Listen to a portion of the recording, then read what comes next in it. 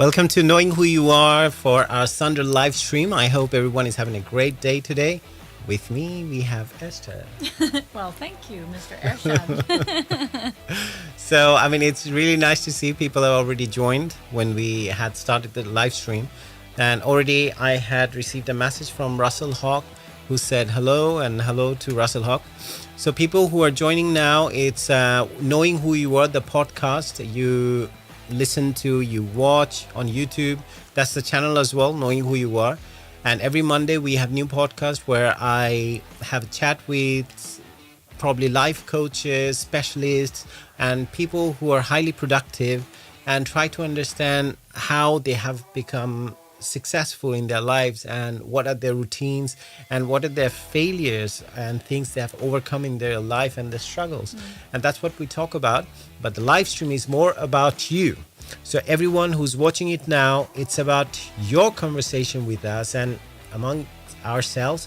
At the same time, where you share your own struggles, your own journey, your own experiences, and also how you have overcome any struggles that you have in your life. So that's our own platform, and this is where we join. That's our own community we are trying to build, and everyone is really giving really good responses, and it's really inspirational for us as well and very inspiring. So we get really inspired every Sunday to do this live stream and bring this live stream to you. And Esther can shed some light on that too. What do you think of the Sunday live stream and vibe we get out of that? Oh, it's good. Always at the end of the show, especially when we then, have some dinner and we talk about all the people that called in. And it's really nice to have specifically the interaction from people and hearing the real life stories. And every week it's been new people. We have some people that are, are hardcore, always with us. And then we have some who've been listening and call in for the first time. And yeah, it's been an exciting adventure so far. Yeah, so far so good. And we hope to keep it going for all times to come. How long is possible? And probably there will be iterations where things would be transformed to a different platform, and how we interact, how we do things. It'll be different, but end of the day, it would always be the same. It will be the community, and I hope the community will grow bigger. People would be more equipped to help themselves and help each other. And this is the idea, because there's no hidden agenda so far as you know. No. It's just for us as well. When we get to hear your stories and share our stories as well, it's a talk amongst each other. It helps sometimes because there are a lot of negative talks. Most of the time people get together where probably we end up talking about someone else and end up talking about the bad things that happen in our lives. Even though there are a lot of good things that's happening at the same time, we don't see that. But when we talk with a positive mindset, I think that's what helps. And that's what we are trying to make people aware of. And that helps us too. So that's the only agenda we have. So through this conversation, we get to look at things with a better light. And that's what Knowing Who You Are is all about. And people who are joining, you are our inspiration. And all the time we get the inspiration through your conversation and the achievements and the highlights of your days, of your weekends, and everything that you share through your videos, comments, and also through live phone calls. As you know, you can call us live very soon. I'll put the number as well, the studio number.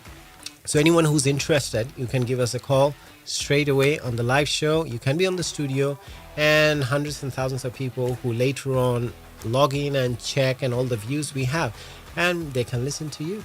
So it's always there, and it's there on YouTube land and also on social media. Forever until they decide, if ever it happens, to close YouTube or the social media or Facebook or anything. But until then, it's there. But good news is that we have a page as well, a website, KnowingWhoYouAre.blog. So no matter what happens to YouTube, I think, because it's a link from YouTube anyway, if anything happens to YouTube. But you should check the website, KnowingWhoYouAre.blog, because we have other materials as well. There are a lot of interesting things like poetries and inspirational conversation and literature. there are a lot of, but we want to add more to that because already managing 2 podcasts. We have another podcast, E&E in Harmony. Yeah. That's about English lessons, which we are trying to E&E. provide. Yeah, E&E. E&E So in English. Ershad, Ershad. So that's what we are trying to provide through E&E in Harmony. You should check that too. And supporting, you can always support us through liking and subscribing, as always everyone says. So because that's an inspirational thing, and that helps us know that people are liking the content, and there is something that you want to add to that, you can always tell us. So people who are joining, commenting already, I had a message, as I was saying, from Russell Hawk. Yeah, I can see him. So thanks to Russell Hawk for his message, and hello to you too. So is anyone who would like to join now? Let me check one thing if I can. Yeah. Oops. We're just doing our technical checklist here. Yeah. So all good now. So people can call us live as well if you want, and the number would be on screen for you now. So it's the studio number. You can call us directly if you're in the UK, just using your mobile or your landline, however is you prefer to call us, you can do that. Or if you're calling or you're checking from any other part of the world, you can use WhatsApp. So that's the number 00447 for WhatsApp 0044. Without the 0, you write 7308 192908. And I can see already people are joining in. So welcome to Knowing Who You Are Sunday live stream. And you can join in the conversation. So today we are going to talk about, because this is a thing that keeps on coming in the conversation that I had with people so far, even this week. Like tonight at midnight, you have a new episode of Knowing Who You Are coming up. And I had spoken to a young life coach from Denmark. So the conversation I had, again, we talked about fear. Because most of the things, the anxiety and the stress we feel, and even the anxiety disorder, because they say it was according to the World Health Organization that 40 million people, age of 18, they normally suffer from anxiety disorder. So one of the reason is fear. The fear is common. I keep on repeating, and you probably have learned the term as well, fear of rejection. That is very important, because back in the days, we talked about this one when people used to live in communities for hunter-gatherers, especially and you couldn't hunt on yourself, so you need a group of people. So people were always scared that what happens if my community just suddenly pushes me away and just send me in exile, and they don't want me anymore. So people were always just very anxious, and that was their main fear, the fear of rejection. So on that, from the point of view, we still have that genetically. It's a primordial fear. It's a long time ago, but still we have that. And it's the same programming that we use to boost our self-esteem and our self-worth, even though these two are different things.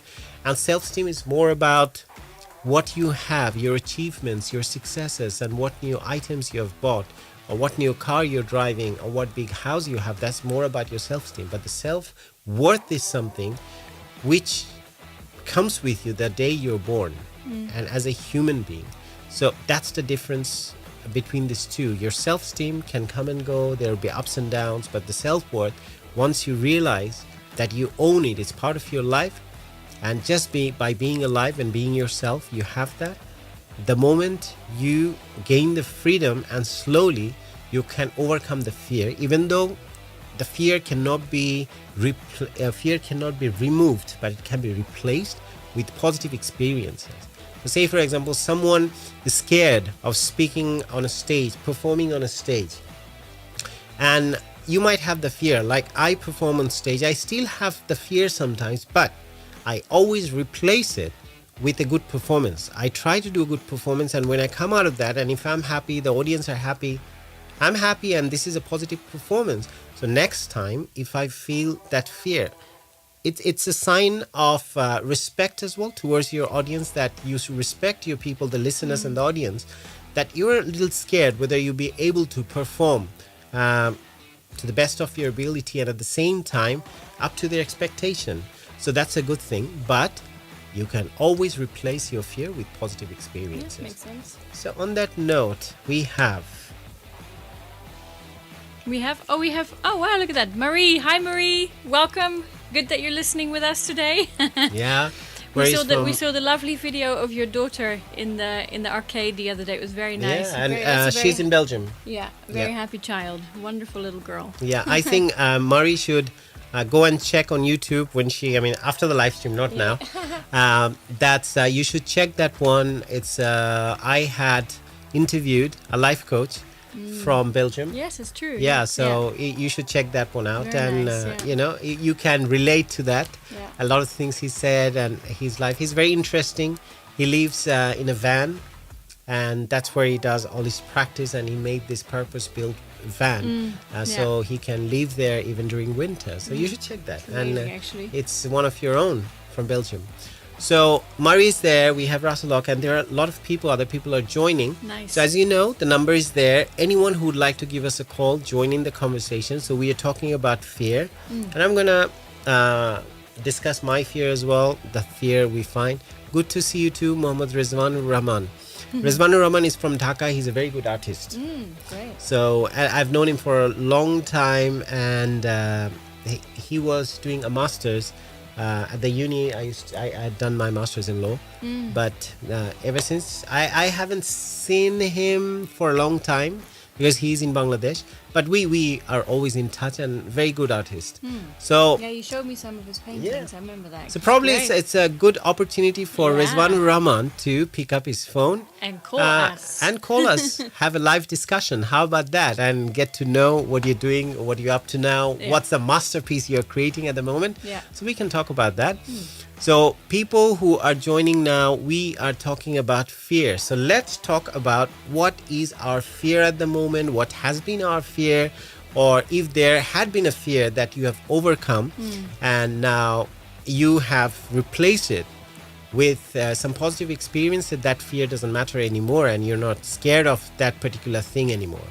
Anything. It could be height, it could be trying new things, it could be public speaking, it could be performing on stage. Because I went to a performance workshop yesterday in London, and what happened, our performance was at a different time.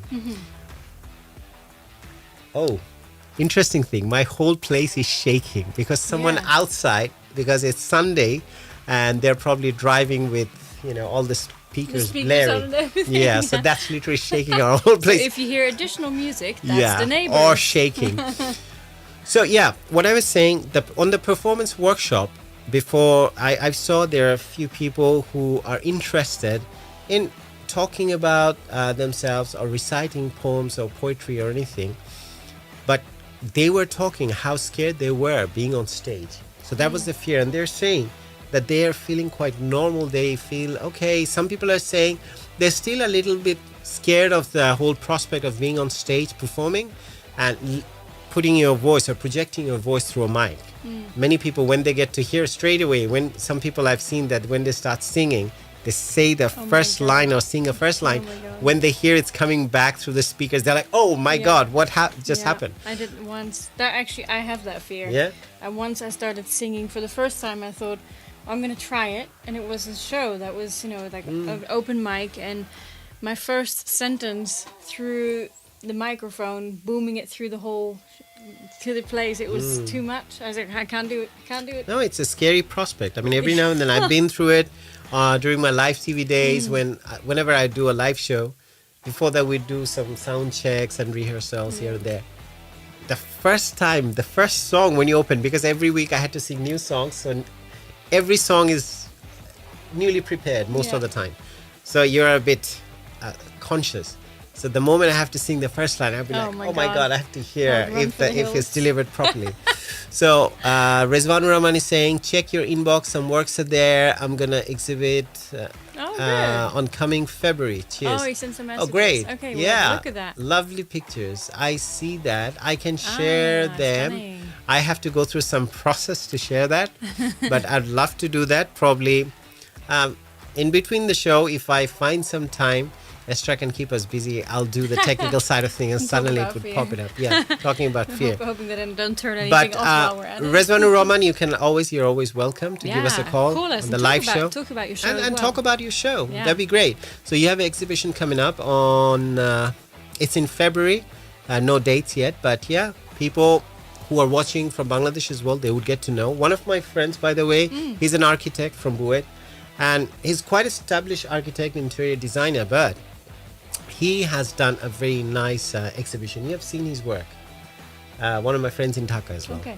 So he has done his exhibition, amazing, huge painting.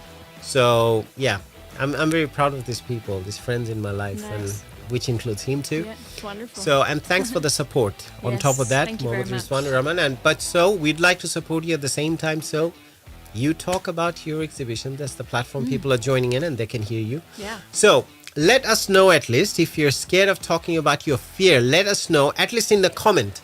Let's see where you are from. Everyone. Yeah, let's see. Selena. Okay. Hi, Ershad and Esther. I've been meaning to listen in on this session. Glad I could tonight. Nice, Great, great. Selena. Selena is part of the British bilingual poetry collective. Oh, nice. So she's a poet, amazing Uh-huh. poetry. She writes very well. She Yeah. performed on one of the performances I've done last Yes. month at Yes, Queen Mary. And it's such a shame because the 2 times when there's been a chance for me to come and see you all, I was at work and it was impossible to come. Yeah. And then again on Sunday the 16th, when you guys, is Sunday the 16th or Saturday the 16th? It was Saturday Or probably. It's on the 16th anyway. Sunday won't be, No, probably. no. Yeah. Anyway, yeah, so I'm really sorry, but we will make it happen at some point. But as you can see, I do exist. Yeah. Yeah, I've also been people have said that accused of that Ershad, are you hiding her? I said, well, I don't have to. I can't. She's now. How can you hide a 5'11" noisy Dutch person? Noisy. So Selena, what you can do now? Yeah, call You can in. give us a call back because we are talking about fear today. And she performed on stage, and we've been talking about performance aspects of things, how you can deliver and things like that. Because she writes amazing poetry, but how performing on stage, what do you feel like? And apart from that, if there is any other fear that you have in your life, we discuss about that, then we'll share our fear with you. And let's see if we can find some remedy for that. So, Selena, if you are still there, I hope you are there. You can give us a call, and you just have to dial the number directly since you're in London. And people who are watching from all around the world, any part of the world, first of all, where I was saying, at least in your comment, write down where you are from. So we know Syra is from London. We know Selena is from London. And Syra, hi. Syra made it. So she's not going to any gigs tonight. So she is here with us. Yeah, and we have Marie from Belgium, and we have the other gentleman from Dhaka. So that's good. That's already 3 time zones we have right now. 4 time But still, zones we have quite a right lot of now. other people who are not writing, Yeah, but they're yeah, watching it. So yeah. if they let us know where you're from, I promise I'll try to keep it anonymous, but it will show anyways, right? The names.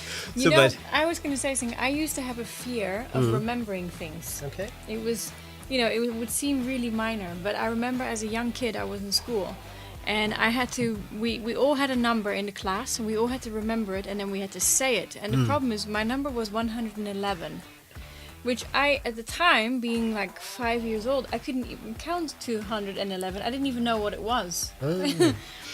And I remember it sounded like 111 in Dutch. Okay. So it was like 111. So I just remembered the sound of it. I had no idea what I was saying. And it came to me, Esther, like 111. Okay. Because you were scared, that's why. I was scared that I knew I wouldn't remember it, but I remembered the sound of it, so I basically just said it. So what else are you afraid of, or what are your fears now? Not having enough time in this lifetime to do everything I want to do. That's actually the only That's thing. a very good one. It's because sometimes I go into a panic of, and I need to do this, I need to do that, I want to do that, I want to do this, and then I don't end up doing any of them because I'm in a state of whatever.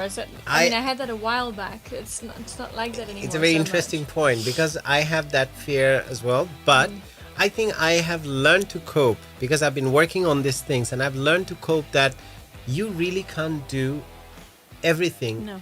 Probably if you were born in the 1800s, 19th century or the 20th century, probably things were a bit simpler.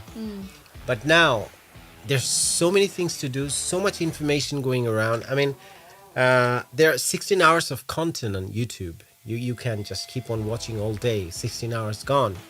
I mean, I think even more than that. So it can keep going. So I'm scared of not being able to do everything. But now I have kind of controlled that fear. But one thing, I want to know more. So that's why you see I have like 16 books. At the moment, That's I'm just reading. in the living room. In the bedroom, there's another 5 next to the thing. Over here, you have God knows how many. Yeah, there's like, but it's Soon they're all gonna be in the bookmarked. bathroom as well. So every day waking up, Kitchen. I sit down and there are books which I read before going to bed. There are books I wake up and read them because I feel like I need to know so many things. It's a limited lifetime, and that's one of my things as well. So that's one of my fears, whether I'll be able to do that.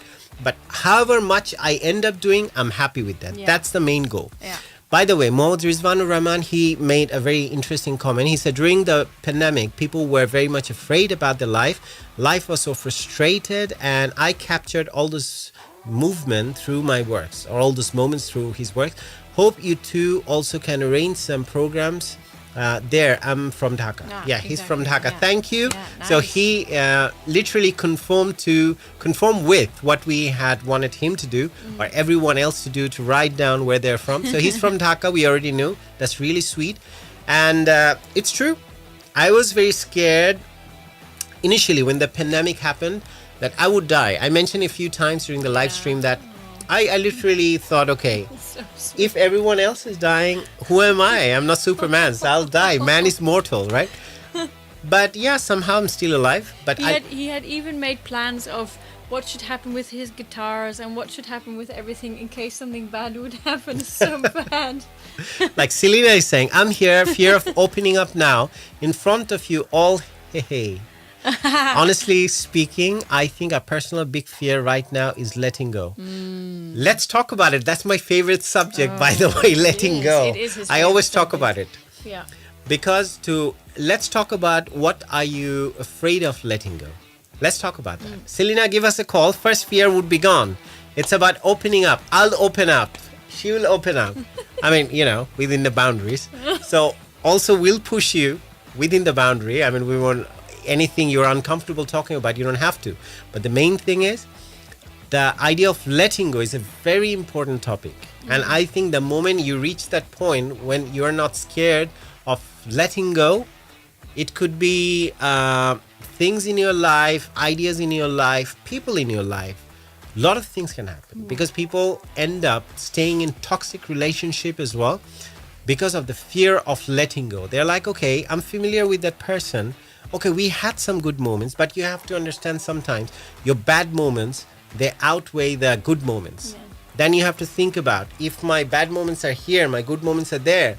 But the moment you're thinking how long you'll just put up with that toxicity, then every time people have this tendency of going to the familiarity and try to remember all the good times. But when the good times are just numbered and the bad times are weighing you down day after day after day, that's the time when you have to learn to let go. I'm just giving you one example. Yeah.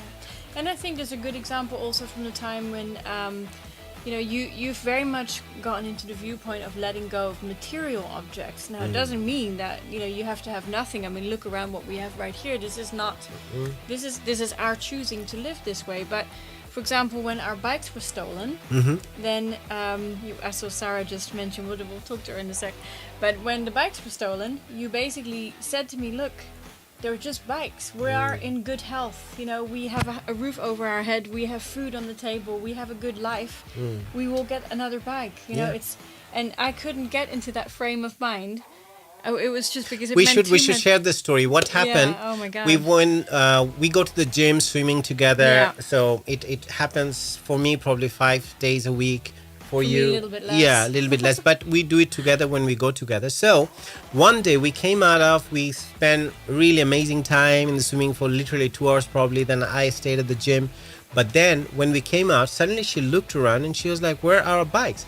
And I couldn't believe for a while. Then 2 of our bikes straight away it was stolen. Yeah. And her bike was custom made. Her dad had put some things, and she had I'd had it for 16 years. 16 years. You Used traveled special through 2,000 miles? Yeah. 2,000 miles with that bike. So Across she had Europe. some personal attachment. Attachment to it. So it was more about the attachment than the value of the material value Yeah. of that bike. So she was really sad. The moment I thought, okay, I lost it, it's gone. I said, okay, it's gone. People die. Because this is a funny thing that happened. I used to collect guitars. That was one of my things for a long, long time. And at some point I realized, okay, I'm not even touching those guitars, playing those guitars. What am I doing? It's a waste of space. And on top of that, there are people who don't even have one decent guitar. And I was feeling guilty. And I started selling them, exchanging, reducing. The first time I did that, I was really sad because every one of them like my children. But then I told myself, people die. We lose people. These are materials. Yeah. So that's one of my ways of letting go. Every time I think that's one way of things when I lose them. And the thing is, not everything. There's another measure I have. Say you have a lot of things, you have a lot of clutters, things hiding, you're stashing up things in your house. There are many things that I haven't taken them out of the store. So I realize if my life is okay without them, so it means that I can live without them. So it's time to give them away. Yeah. So we have a few comment interesting. I should read them probably. Syra says, so Syra, we were talking about fear, but then Selena added that she has another fear, which is the idea of letting go, the fear of letting go. So we can talk about both. These are really interesting topics. Yeah. And Selena is, I can't see the number and Yeah. can't turn off the captions. So try to look at the number through the captions. Okay, Selena. I've just put the number there. Yeah, she put the number, so you can give us a call directly. And also, it's 07 308 192 908 because I go so fast. You sound like an advertisement. Okay. Say that again with your deepest movie voice. 07 308 192 908. So Funny. so that's the number you can call Yeah. anyone. And don't forget, when you do call, it's best to switch off your live because live is on a slight lag, which means you're in 2 different time zones, as we well know and have experienced a few times before when Yeah. I used to call in. And So yeah, sometimes if you are scared of opening up, then you can hear yourself and I say, oh my God, this That's is what I'm even saying. worse, You yeah. get self-conscious. Yeah. To be honest with you, when I'm talking on the mic, I don't have any monitor. I don't hear myself back. I'm just No, talking. We don't hear. It's like we're in our living room having a conversation. Exactly. So that's how we do that. And you can see us. We're sitting here and literally looking at you. In our hoodies. Well, you've Yeah, got in a our hoodie on. hoodies. Yeah. I have mine. Yep. Yeah, we're matching colors. Yeah. I'm wearing your top. Thanks, Who's guys. matching who? I'm matching you, I suppose. Yeah. But this is yours, so. I mean, that's your stuff. A gift is a gift. This is When you true, give this it to is true. someone, Yeah, you don't but- take it back. No, this is true. But when it's a gift, it's like it was Yeah. yours and you've worn it, so Yeah. it's yours. You know. But it had been with you for a year, so yeah. And it has a lot of story. So it's amazing. So by the way, Yes. people who were there with us, Selena, Syra is there. Syra's in and out probably, I'm not sure.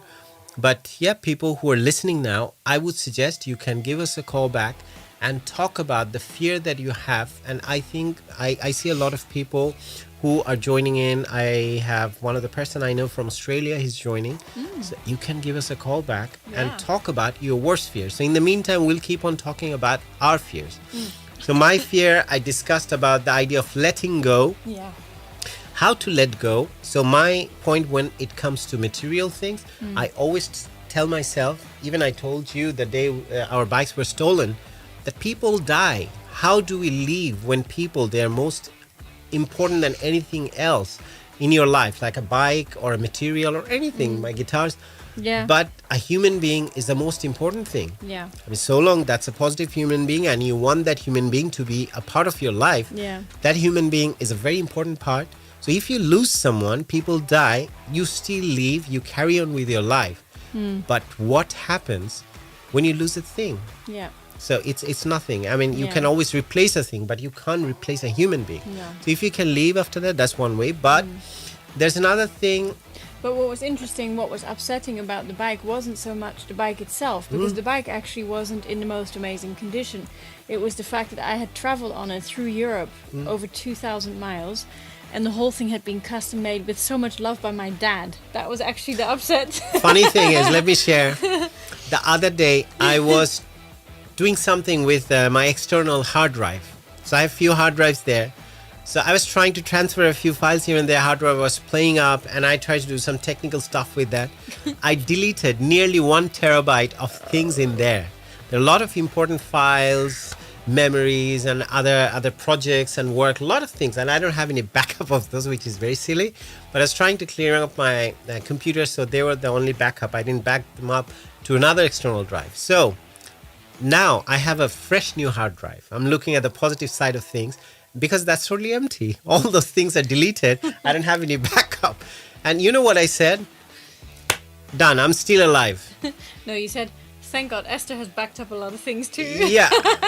You have backed up, I but did, the but no. things I had on those hard drive, you don't have them. I know. So I was telling, I'm still alive. So long I'm alive, I'll keep on making new memories. And most of the time, thinking about memories, especially photos, videos, nowadays we go everywhere. We take our phones out and we take pictures, we take Yeah. videos. Sometimes, yeah, we post them on social media, but most of the time they stay on your phone. You don't even go back and check. Back in the days when people used to have limited photos, because I think it was 36 photos you could take Yeah, in a reel, yeah. and there would be some, if you're lucky. I used to know, my mom used to get so happy if you can get one extra, like 37, 38. Oh my God, it's going up to 42. Yeah. But those were the days. And Click. you have those photos, you wait for them for 7 Yeah. days or 2 weeks for Yeah. them to get developed, and that Yeah. it would come. Yeah. You'd make an album, then you show it to people. It was almost like magazines. Anytime we had people visiting our house, we'd share and show them. I mean, Yeah. did you guys do the same thing? Absolutely. I mean, I'm sure that this Christmas we'll be going through a bunch, since I've been putting family pictures into the Yeah. album. So, yeah. Yeah, I mean, that's where the memories, the value of memories, when you hold on to them, it makes it means something to you. And it shows as well, when there's too many of something, even if it's a good thing, sometimes they lose the value. Yeah. So that's True, why yeah. it was even Tagore in it's called Shesher Kobita. So that's it's one of his novels, and where he mentioned that when you have something good, it's better to have them fewer in numbers, because then you can value it. Yeah, makes So sense. we have Rezwanur Rahman making another Oh, wow. interesting comment. Okay, during the pandemic, I donated an artwork of master Bangladeshi Spanish artist Munirul Islam, which was 1,50,000. Wow, Bangladeshi taka, and also donated a vinyl record of Lionel Richie with original autograph. wow, Amazing. Bangladesh Art Week Dubai based organization arranged an art auction. I'd always feel for common people and pray for giving them a quality life. Pray for giving them a quality life. Okay. Nice, that's and really good. It's That's really good they amazing. did that. So a big round of applause for Rezwan Rahman from all of us. Rezwan, you should give us a call. It's Yeah, I really agree. nice to see that he donated a masterpiece from Bangladeshi Spanish artist. I know him, Munirul Islam. And this it's 1,50,000, so it's nearly like 1,500 pounds. Wow, that's amazing. So he had donated that one Wow. to an organization who were doing an art auction, and his vinyl collection, one of his vinyls from his collection, is autographed by Lionel Richie. Wow. So two things and I would like to know, Rezwan, definitely you had an intention or a motive that you always want to help people and give them a quality life, especially common people. So from that point of view, we'd like to know that what it made you feel when you had done that one. Because every time I do, even in my capacity, I end up doing something for someone when I'm not expecting anything in return. When I see that smile, and even sometimes people don't acknowledge you, I still feel such happiness and peace inside. Selena is saying, sorry, phone died, I'm back. Hopefully I can listen back to what I missed. And will our voices be heard by everyone just wondering how this calling works? Okay, Yes. everyone would listen to it. It's like a TV calling show. So when you call back, everyone who's listening to the show now, they will hear your voice. But we suggest that you turn off the live and then call us on WhatsApp, because the live... I mean, you can mute it. You don't have to turn off. Yeah. You just mute the live. Don't listen to it. Yeah. Listen to your phone and have a normal phone conversation. You can listen back later on, but you'll hear us clearly. Yeah. So that's one thing. We have the phone right here, so it's as if you'll be talking to us on this phone. Yep. So you just hold the phone next to your ear, or, I don't know. Yeah. Use your speakerphone, however you want to do that. But main thing, keep the live muted so you don't listen to the feedback. So there will be a time lag if you do that. That's the only suggestion. So Rizwanur Rahman, I would like to know from you. I mean, I don't know. He's commenting probably. I don't know what. He's probably not in a place where he can make a phone call. It's quite late at night in Bangladesh. It's nearly 1:45. Probably that could be the reason. Oh yeah. So you can still, if there's no other barriers like that, it's just you feeling not calling or being a bit lazy. Amazing things you're doing. You should let people know what it feels like after you have done something like that. What makes you feel like. So this is very valuable, and people, especially people like Selena, who's asking that her fear is letting go. That's one of my favorite topics, because the more you achieve that goal of letting go, the freer you become. So you can detach yourself. It doesn't mean that you have to become a monk, or you don't have to become someone who's giving up on everything in life.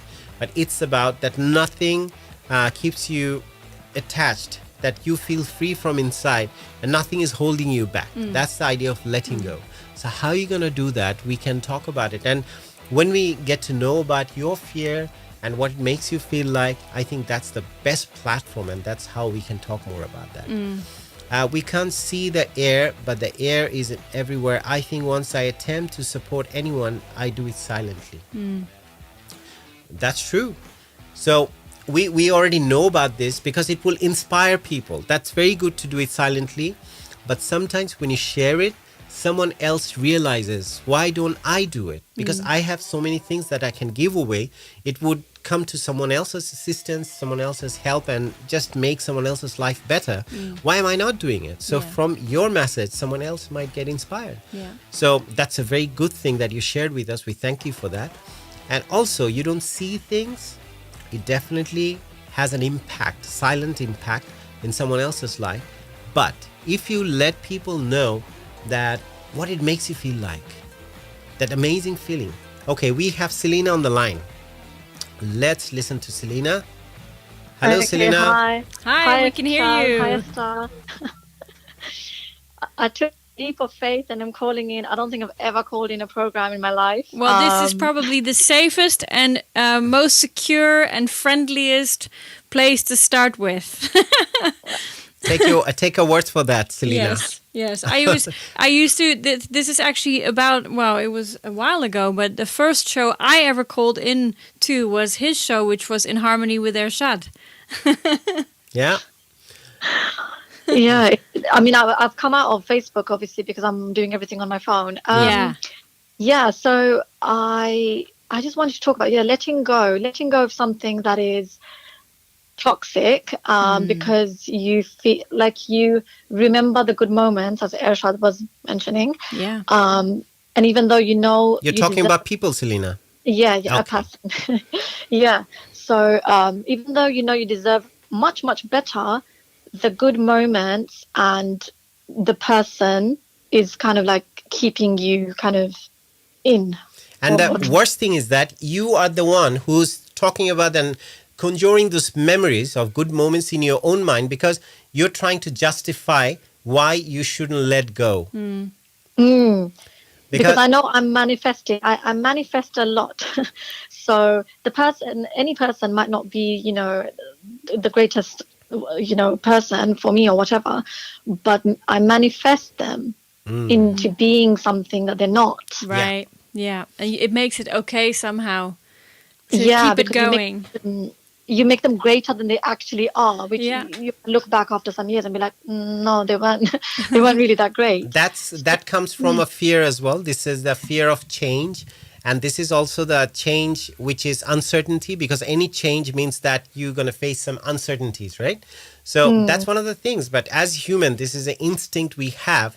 We like certainty, and we normally don't like uncertainties. That's where fear starts. But then when we have too much certainty again, we are this race, the whole human race, we are really questionable sometimes, because when we have too much certainty again, we get bored. Then we want some uncertainties. Yeah. That's interesting. And that's how people get into relationships, extramarital affairs, and things like that.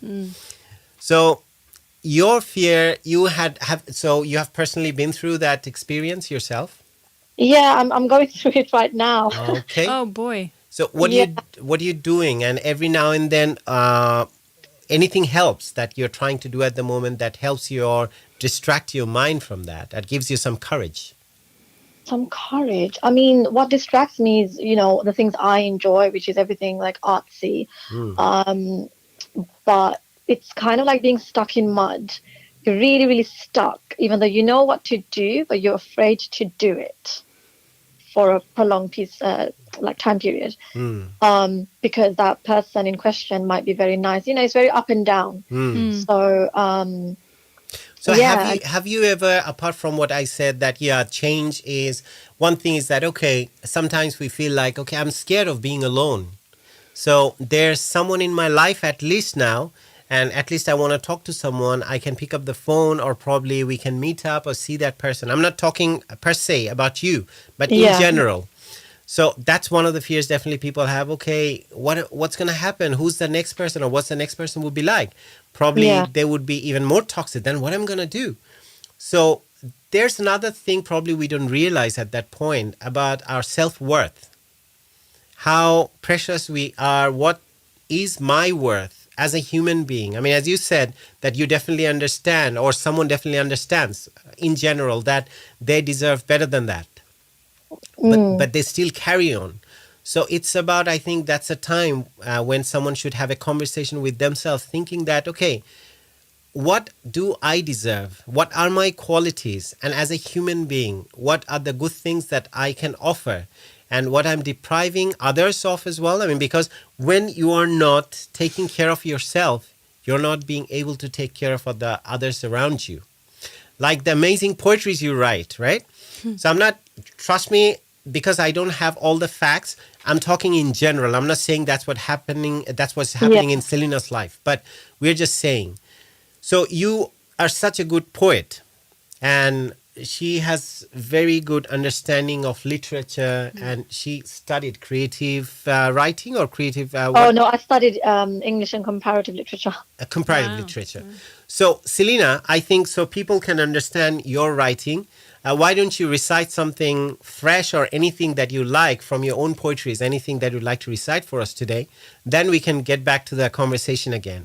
So you would know, also, just from your personal point of view, your self-worth as well, just to understand, have this conversation with yourself by sharing your poetry with us. Let's do that. Or something that has been an inspiration to you when you're going through a tough time, or something that is inspiring to you. Then that would be two poetry. Yeah. That'd be nice.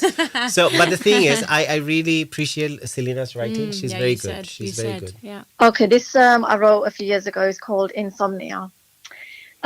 It's a little after 12. The rain has subsided, leaving absorbed concrete and an almost tangible breeze. Thoughts seep through the cracks of my sleep-deprived mind. Images cast create a silent dreamscape in which I am the observer and the observed. Open my eyes and everything's a quiet blur. Subtle stirrings shift the images into non-entities. My eyes cover the blank canvas, like the snow outside slowly being encroached upon. Sleep hovers on the edge of everything. About to enter semi-consciousness, I start to sink. The wind is going on a pace of its own, without any thunder or lightning, as if the sirocco of North Africa has reached this part of the world. Eyes adjusting to the darkness, I think of the countless number of people lying awake in the dead of night, immersed in a book they had long been meaning to read, and others more, silently breathing, eyes open, quietly aware of nothing more than their sleepless selves. Amazing, Oh, amazing, wow. amazing. As I said, That's right? incredible. I actually literally, She's mesmerized. I feel like I'm lying in bed sort of wondering about life. I don't have, just to point out, I don't have insomnia. I just wrote this like one night. I mean, yeah, you don't have to have I that. don't either, but I know what it's like to just lie there and wonder. Yeah. Wow. And, you No, know, but your That's power great. is Oh every my time God. I've listened to your Feel poetry, it. she creates images in your mind. Yeah, The imagination is so powerful, and you create the picture that people literally can see that. Yeah. They're like, okay, they're listening to you, but at the same time, it's very powerful. That's why I Yeah. like your poetry. So when she Thank was you. performing last time, Selena, yeah, you're welcome always. So when she was performing and during the rehearsals, she went a little faster. I mean, she does. So I was like, Selena, the words, you need to live, feel it, breathe it. That's So awesome. you should read that as well, the one you performed. I okay, think really? it was it was from your visit in Bangladesh, right? Yeah. That's when you wrote that, because she had given us the background. So you should read that, and people from Bangladesh as well, they would feel, because how you look at Bangladesh through your eyes, being a Westerner. So it'd be nice. Okay. As if you're sure. Yeah. Okay. So I guess should I do a little introduction? Yeah, Sure, please do yeah, it, go please. for it. Okay, so I wrote this following my second time visiting Bangladesh after nearly 30 years. It was a truly memorable experience and made me connect deeply with my roots, where I had an immediate spiritual and emotional connection. Upon my return, the yearning was almost palpable, and I fell in love with not only the language, but Bangla music, films, books, and anything I could get my hands on. I hope my feelings and emotions are reflected in this piece titled Roots and All, and some of you may be able to relate. Okay. Settled within a nook in my room, leaning against treasured collections of towering books, I find myself immersed in Jhumpa Lahiri's The Interpreter of Melodies. Sparsely written, yet cozy and warm, the words invite me to dream of my future beau. Stirring some Bengali dishes on the stove, taking a wooden spoon, feeding him a little of what I've made, hand-cupped carefully under, ready for anything that falls, a cuisine of love. We sit to eat amidst golden candlelight, while gentle aromas fill the air, taking us back to a time of the rooster's call and approaching heat, toasted biscuits, warm chai, fragrant cinnamon, and the mustard yolk of freshly laid eggs. Endless verdant greenery and crystalline waters, small yet spacious boats, intimately designed rickshaws, of nocturnal badminton and cricket by flashlight, spools of laughter unraveling, echoing in the insect-filled night. While the day permeates every inch with beeps and horns, exclamations of all kinds. You return from your travels, exhausted beyond belief, playing the day's memories on a projector reel of your mind. Dust settles, the mortuary is tied, coal lit, all is calm. The moon casts none of its mystical glow tonight. I miss the distant lunar power of that incandescent orb, sensual and strong, upended in the inky black sky, surrounded by endless starry points, infinity, a full stop in pitch-dark tranquility. Though my milky white namesake I still long to find, huge in that other land I was sorry to leave behind. The end. Oh my goodness me. I mean, you should ask her about this, because when she was leaving Bangladesh, Esther, Oh my God. that was in August, right? Yeah. I was Literally I was a crying. mess. I was a mess. How long were you there for? 50 days. Oh, okay. Yeah. This was my longest ever since I left the country. Yeah. So that was the first time I stayed there 50 days on a visit, and I was in lockdown. And funny thing, I should share now, probably anyone from the hospital, I'm going to share the story. They're not listening. There's a hospital. It's a very big hospital in Chittagong where I come from. So next to our house, so you could even walk or take a rickshaw, you go there. So during the lockdown, there's no other shops open. So, but we would like to go somewhere to sit down, have, as you mentioned, chai. So she learned even to make Bangladeshi chai, the deshi chai. I make it for breakfast now. Yeah, so that's one of the things. So we would go where we can have some shingara, some chai. You know shingara, right, Selena? Yeah.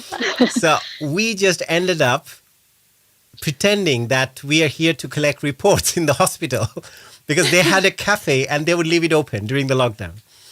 So Yeah. Every day Something we to would just show up. make your mind like have imagination, isn't it? It during really lockdown? does, Yeah. yeah. And the other thing was what was really awkward is that we obviously had left the country and came back into England while the lockdown here was lifting. But because we'd come from a red zone, we had to go for 2 weeks in a quarantine hotel.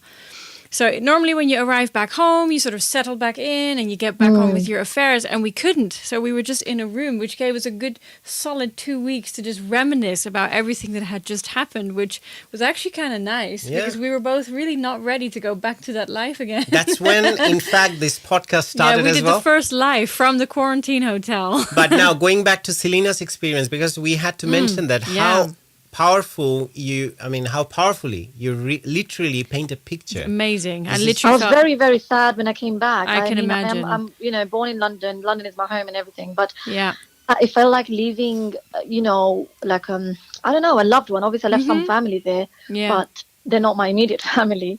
And I just came back and I was like, I miss the nature sounds. I miss waking up to like these goats and chickens in the yard. Oh my gosh. And it's really interesting when someone who grew up, say she went there after 30 years. Yeah. So when you grow up in a different country and how you can value Bangladesh. Say, for example, after coming back, the music she talks about. And there's another person, she grew up in England as well. I'm talking about Nikat.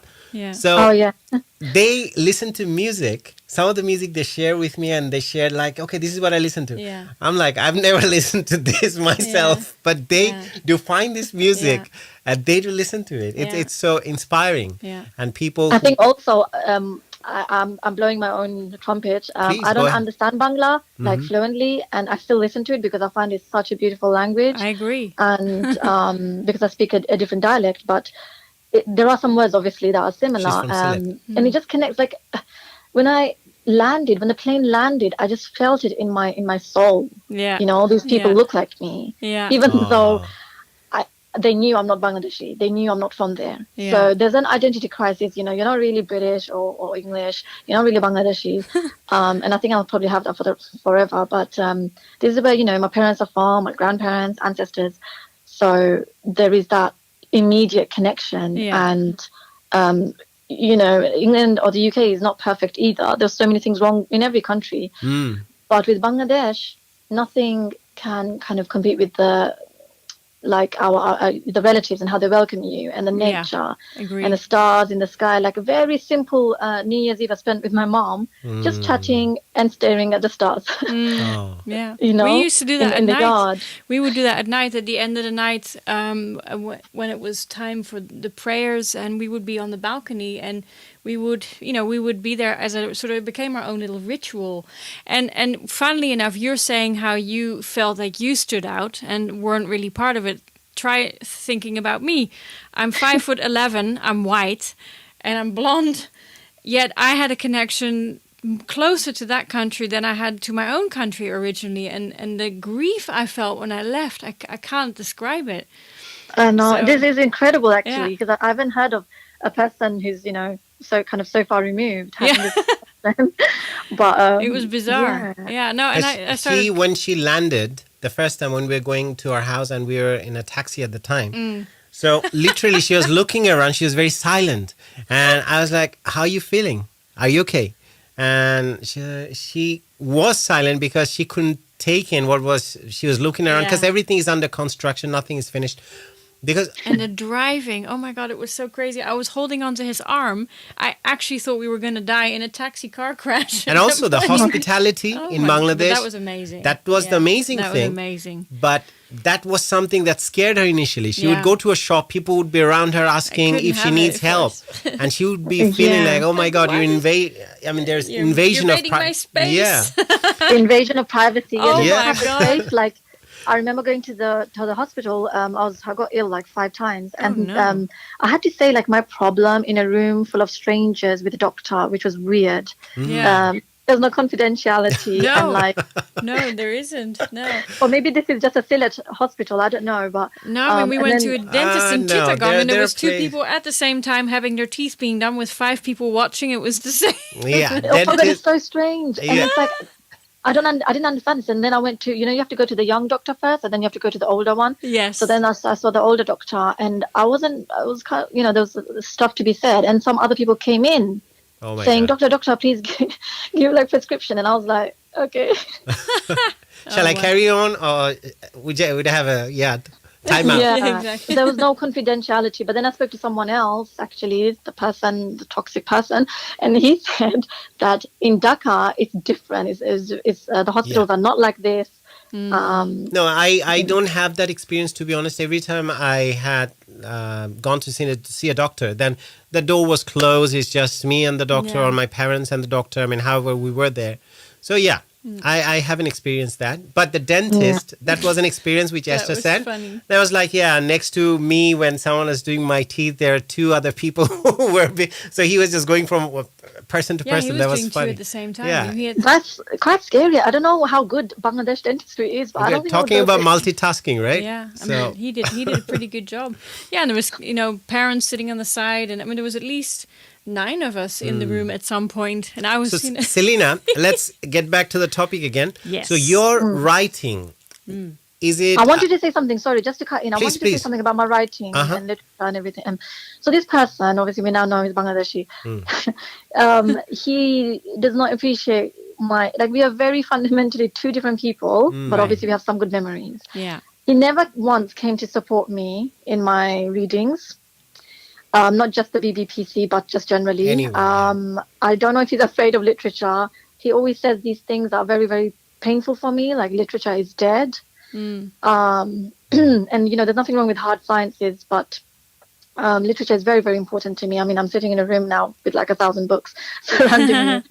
But and when I talk about him and I vent about him, I'm just like, this person is so wrong for me. But then, like I said, it feels like I'm stuck in toffee or like mud.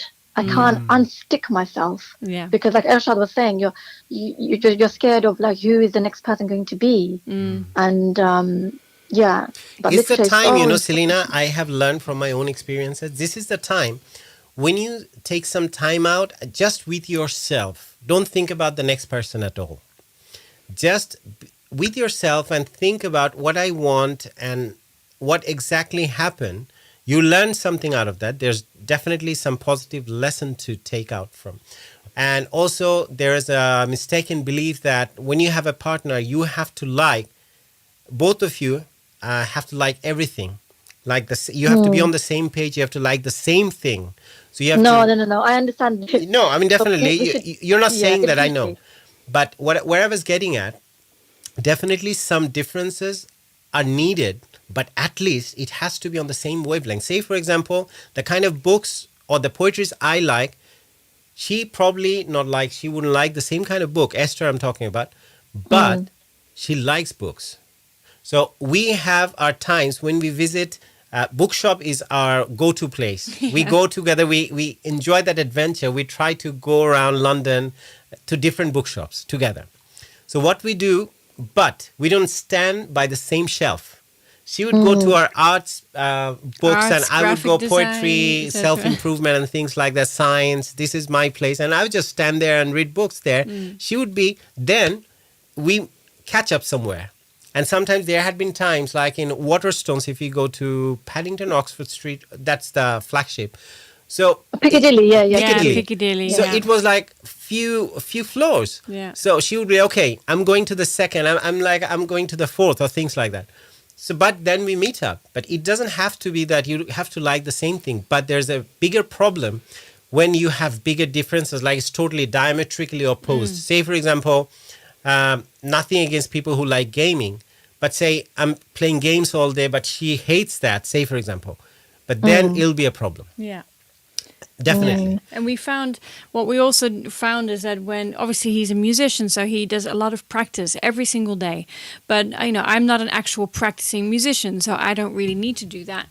But at the same time, he'll be gone for a few hours. So then I carry on with my own university classes of graphic design and fine art. So we have a slot where we say, good, we're doing it now, excellent, 2 hours. And then we don't see each other for a bit and we have some breaks and that's it. But the other thing... It's important to have your own space. That's very good. Yeah. But you definitely need the support, I understand. Yeah.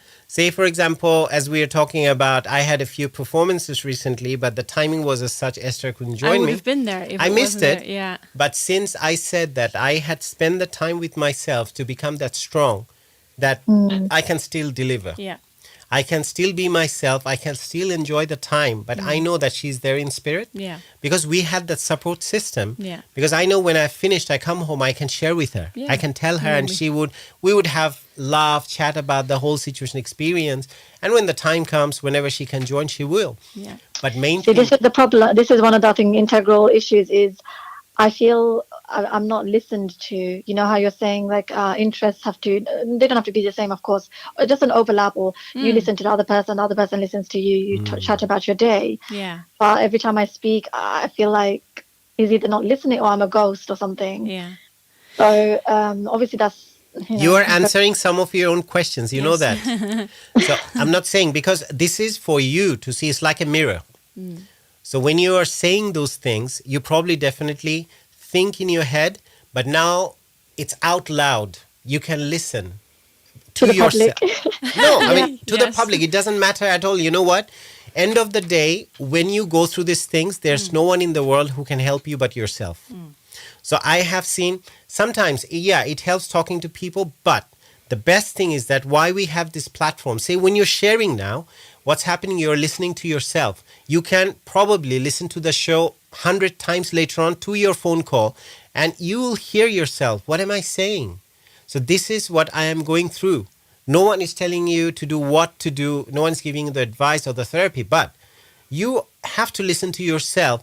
And also, self-respect is one thing that's very important to know, because as I was saying, the time you are born, that's the time your self-worth starts. That you're alive, that itself is valuable. And you have to, from that point onwards, you have to know, okay, what do I deserve? So we deserve as human beings, forget about Selena, Ershad or Esther. As human beings, we deserve and we want to be loved, we want to be understood, we want to be heard, we want to be seen, we want the significance in our lives. So the moment you don't have that, you feel that you're lacking that, trust me, slowly everything goes down without you knowing, and you keep on pushing your self-respect down. So it's better to be alone for some time. It's better to be, probably the person, if he gets to listen, he would just go out with a gun and thinking that this guy is giving her wrong advice. But it's not about you, for everyone.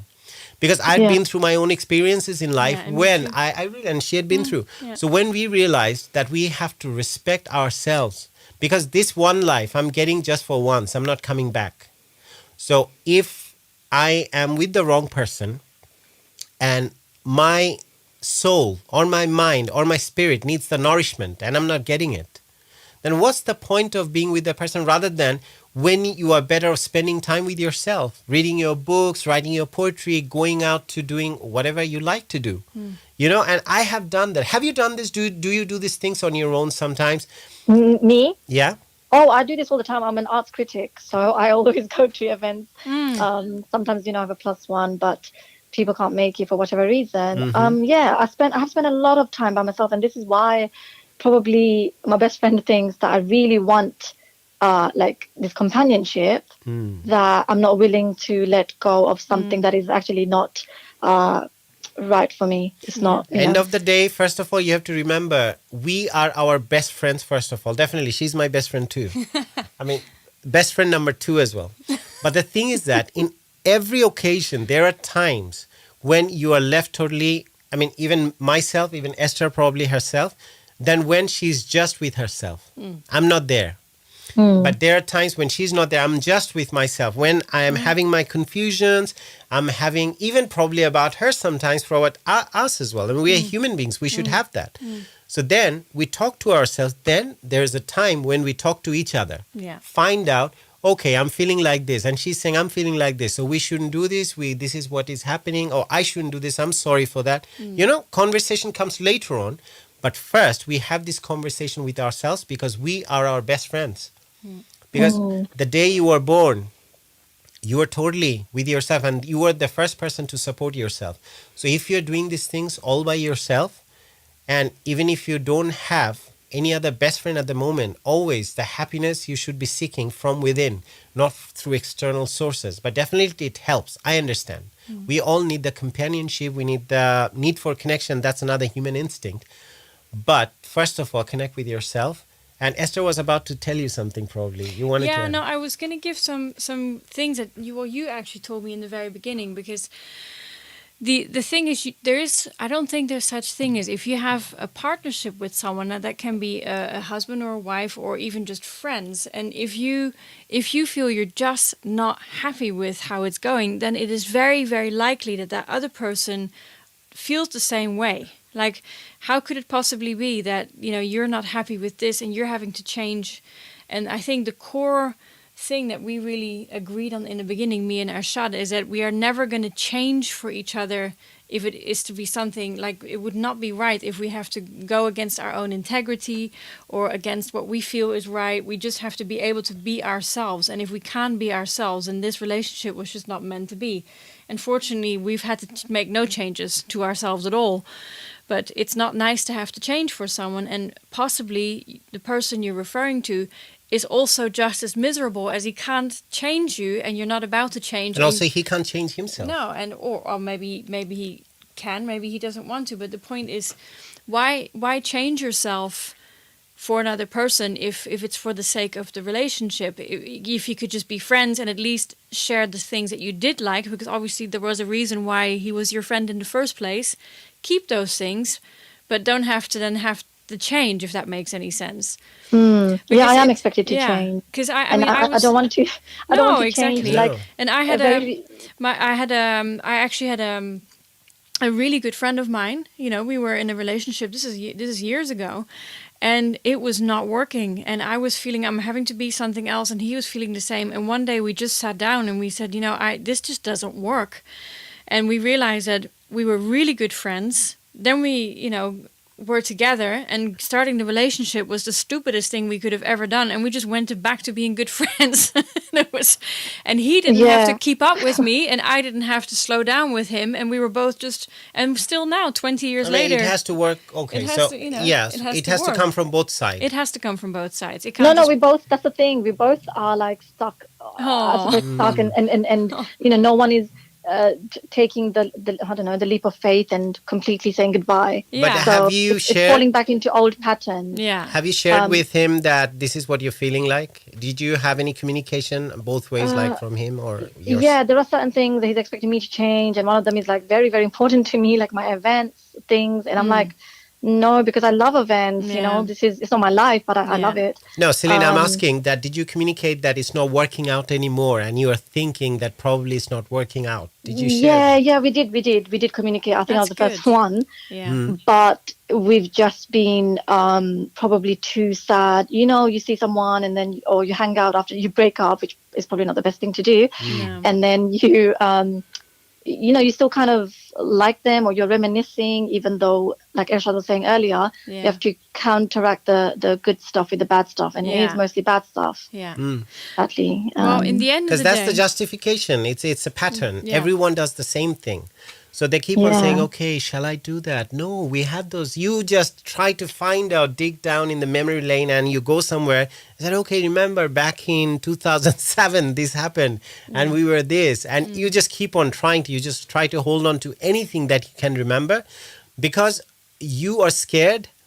You're scared to be alone. That's one thing. We need that connection with someone. And also this companionship, you just scared to be alone. Because I know there's so many men out there, without it sounding too crass, but there's many men out there, maybe some who are similar to me. But I don't know, there's just something where they say that it's potentially to do with your kind of upbringing, these attachment theories and things like that. I studied psychology as well. So I feel like that's maybe got something to do with it, there's avoiding attachment. The men say, a lot of the men, there's no certainty there.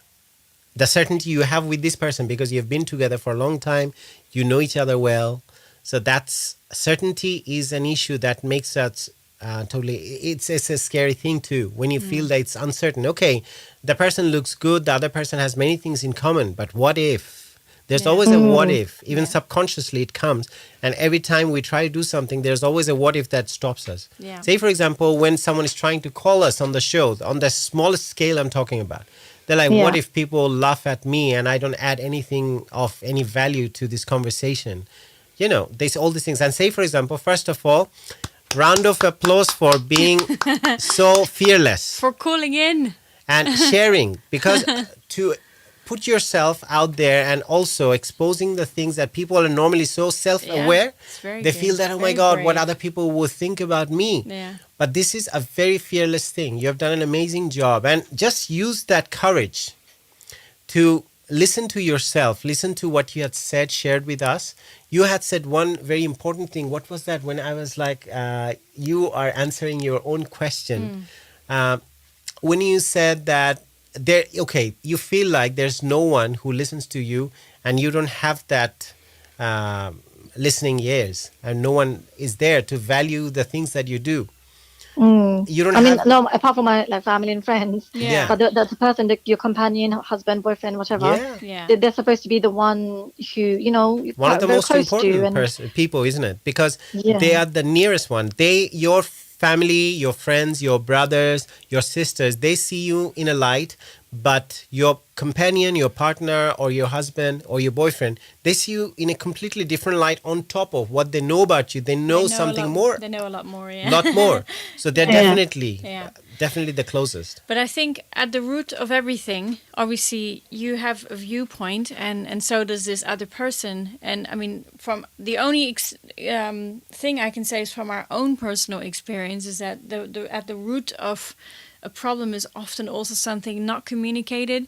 And so once you've had that communication with yourself, then communicating with the other person is going to be the only way out. Because in the end of the day, we've had situations where we've just been like this, and it's just finding out what happened. And when you sort that out, there's nothing you can't talk about, and there really is nothing we can not talk about now. Do you know about this term toxic positivity? What are you trying to say? Do you know? are you asking me? Yeah, I have heard of it. Is it like making someone feel bad for? No, it's like when you're feeling bad, we always say, we try to push it down, and we're like, okay, we have to be positive. We can do it. I can do it. Hey, say, for example, why I brought it up, because you said you communicated with each other once, but probably you need to have more communications. Actually, it's been more than once. What we did, without going into too much detail, is we jumped into it. Yeah. So we weren't friends. Yeah. We met on an app, jumped straight into it because he wanted a relationship, I wanted a relationship. We didn't know each other. But the more we got to know each other, obviously things started appearing. Yeah. And you realize, no, you know, this person is completely like opposite of me or completely wrong for me. Yeah. Because you have a bonding, you have a friendship, companionship. But the thing is that sometimes, you know, some people can be good as friends, but not necessarily they can be good as partners or husbands or wives. You know, it's a totally different dynamic. Yeah. So I think I was wondering, to butt in a little bit, how did you guys meet? Because your relationship is something that I'm just like, wow. Yeah, so we both of us, I think I always believed in one thing, and I worked on myself, because I'm not above any kind of shortcomings. I have my own shortcomings. She has her shortcomings. I don't. So she's perfect. I'm perfect. Yeah, so I had been working on myself. By the way. Say based on some experiences in life, like say you are going through something, right?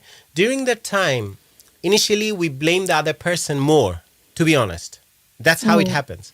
So you always think, okay, the other person didn't do this, the other person didn't do that. We forget to go inside and see what are we lacking, what are the things that we need to work on. So I realized at the time that I need to work on this. And I started working on myself. I'm not perfect. You can never be perfect, but you can change your responses towards things. So I started working on myself really diligently, everything. And it really, I am in a place now. I find more peace now. I am more compatible, I feel. And during that time, when you're ready, you find that right person that comes. And I had basically gone through a very similar thing. This is before I even knew him, where I'd been through a number of life experiences where I'd also started to really look good. What is it that I want to do with my life? Where do I want to go? What I want to achieve? And I just sort of came to a point in my life where I made a huge amount of changes, and I was thinking, well, you know, if the right person shows up, he will show up. But I also I was not going to compromise anymore with what I wanted. I knew exactly what I wanted, and we actually met by accident. It was a meeting. It was by an accident, a very professional meeting. Yeah, it was a meeting that I was, at the time I was running an organizational, like a charity, like a community center, and we were doing events, and he was part of a Zoom meeting of an event that I had arranged. So that's how we met, and I saw the guitars on the back of his wall, and I said to him, hey, that's cool, you're a musician. Obviously I'm a musician, so there was a point of reality there, and then it sort of became a really good friendship to start with, and it went from there. Mm-hmm. So that's the thing, but later on, you know, initially when you go into relationship together, you learn every now and then from your mistakes. So I'm really happy. There's one thing I learned during my process of working on myself, that being able to accept anything that you're lacking is one of the points, because in a relationship, you're not there to win. You have to remember. No. So there are times when probably I now find out, say for example, she's not responding well, or I see that she's not unhappy or she's upset about something. I try to find the sources rather than having an argument. She has her point, I have my point, we are talking. And then I realize, okay, something is wrong. I said, did you eat? And how are you feeling?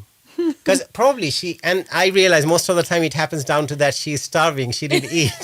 Yeah, like hunger. Hungry, yeah. Yeah. So, I mean, these are the reasons. So it's down to the communication. And we had some ground rules in a relationship we set out straight away. Yeah. Because this is part of the experiences and the work we had done to ourselves. Yeah. And she is a very good listener, even better than I am, I would say. But I sometimes, it helps me being around a good listener when I can listen to her. So that's why you see during the show I'm talking a lot. I mean, a lot more than she does. So, but it helps in a sense that when you are with a person who has some positive qualities, it rubs off. That's one thing. And communication, she believes in that, non-violent communication. Ever. We don't have any violent communication at all. I can't even recall. No. So, no, it's never happened. Yeah, it never happened. And if there is an upset, sometimes you can get upset not with the other person, but due to a situation that happens. We make a point that we don't take out on the other person ever. We sort of consciously remove ourselves from the area and go, okay, what's going on? And then we go, good, this, and then we sort it out. But there's also no competition between us ever. There's not like... It's main thing. You always have to remember in a relationship, there's no win or lose. No. You're not there to win.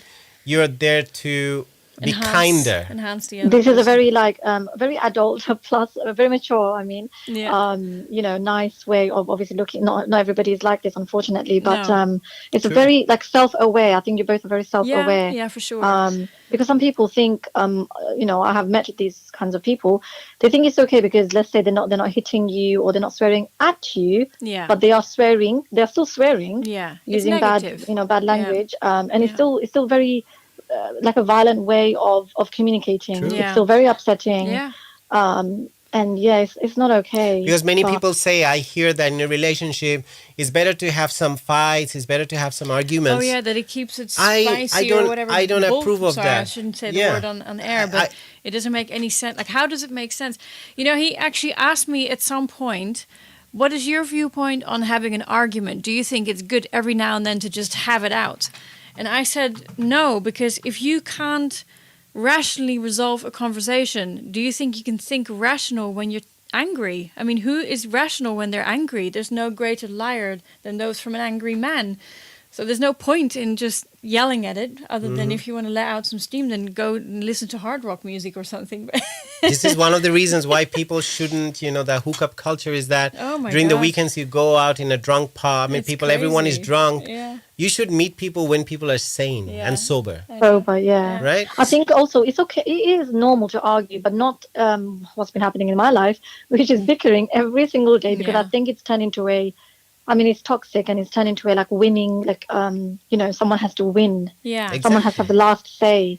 Yeah, Exactly. and like I said, he's probably just as unhappy about it as you are, because how can he be happy with that, in his life? I'm sure he doesn't mean you ill. He's not ill-willed, It's No, we both said it. I mean, he said it. yeah, He's not a bad person. He's not evil. exactly. I'm not a bad person. No, But we're just bad you're probably just for not each other. working at the moment, or maybe in the future. But and then the final thing is, by the way, golden rule: we don't ever go to sleep if there's some upset or something. We'd rather stay up all night and talk it over than to go to sleep when you're pissed off.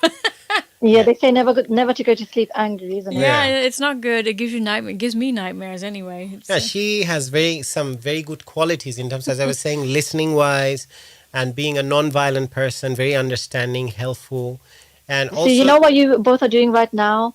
You are lifting each other up. Yeah. And everybody should do this. Family, friends, everybody. Yeah. Lift each other up rather than putting and criticizing and, putting someone down constantly. Yeah. No, And this is what happens in emotional, it's not good. like emotionally abusive relationships where the other person would be, he's probably, they're probably unhappy, but they're using it as a maybe means of letting it out. So it doesn't work. Just criticizing constantly. And then, what's happening with me is even if I bring it up, passive aggressive. It's not acknowledged. So it's like saying to somebody who's a thief, you're a thief, stop stealing. They're not going to care, right? No, they're going to be like, no, I'm not. I deserve this. Yeah, no, I'm not. Or like, you insulted me. No, I didn't. I'm like, yes, you did, because I am obviously the other side of the thing. Yeah. So, that's why I was saying that the main goal is not to win or lose. Yeah. It's to be being kinder, being more, more affectionate. That's the main goal in a relationship, that you try to be kinder to each other. And he also makes a real effort to get to the bottom of what a problem is. Because, when you're just like, I feel terrible. And he was like, okay, are you hungry? Are you tired? No, not really. Did someone speak to you? Like, he'll get to the root of it so it doesn't remain generalized. We just, good, now we have a cause, now we can do something about it. I mean, we are both grown-ups. We've been, we've lived a very eventful life. Both of us been through, a very exciting life, and we were just at the exact right time, exactly crossed paths. I'm still excited, by the way. Super, yeah. We're not, yeah, but now we're double excited because we're together, and we were basically, we just crossed it at the exact right time. And it was just bloody lucky. So that's the thing, Selena. The thing is, when you feel like, just take the time with yourself to think, okay, definitely there's a mismatch.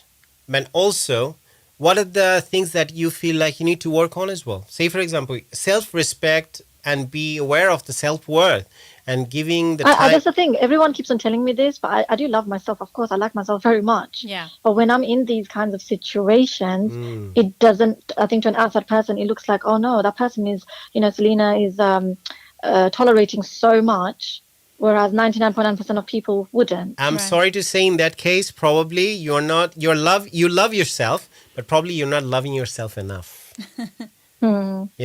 The thing is, I mean, when you learn to love yourself, the thing is that the moment you love yourself to the fullest, when you can properly, then you can give the love to others. Because I love myself a lot. I take care of myself in every possible way. There are things I don't compromise. Yeah. Say, for example, when she wants to watch a movie or something, I sit down, I keep my phones away and everything, but we have a thing that we have to do things. Yeah. So we watch a movie probably over 5 days or 4 days of lunch and dinner. We don't finish it because I have to do other things, she has to do other things. Yeah, exactly. But the thing is that these are there are certain things the other person needs to understand, and you have to, because I have to do those things. The time is very precious and I have to do those things. So I love myself. I have to go to the gym. I love her to join me in swimming most of the time. Sometimes she can't, but it doesn't mean that I don't end up going. But I feel that if she had been with me, I would love that. But since I love doing that, I do it for myself, for my spirit, I go nonetheless.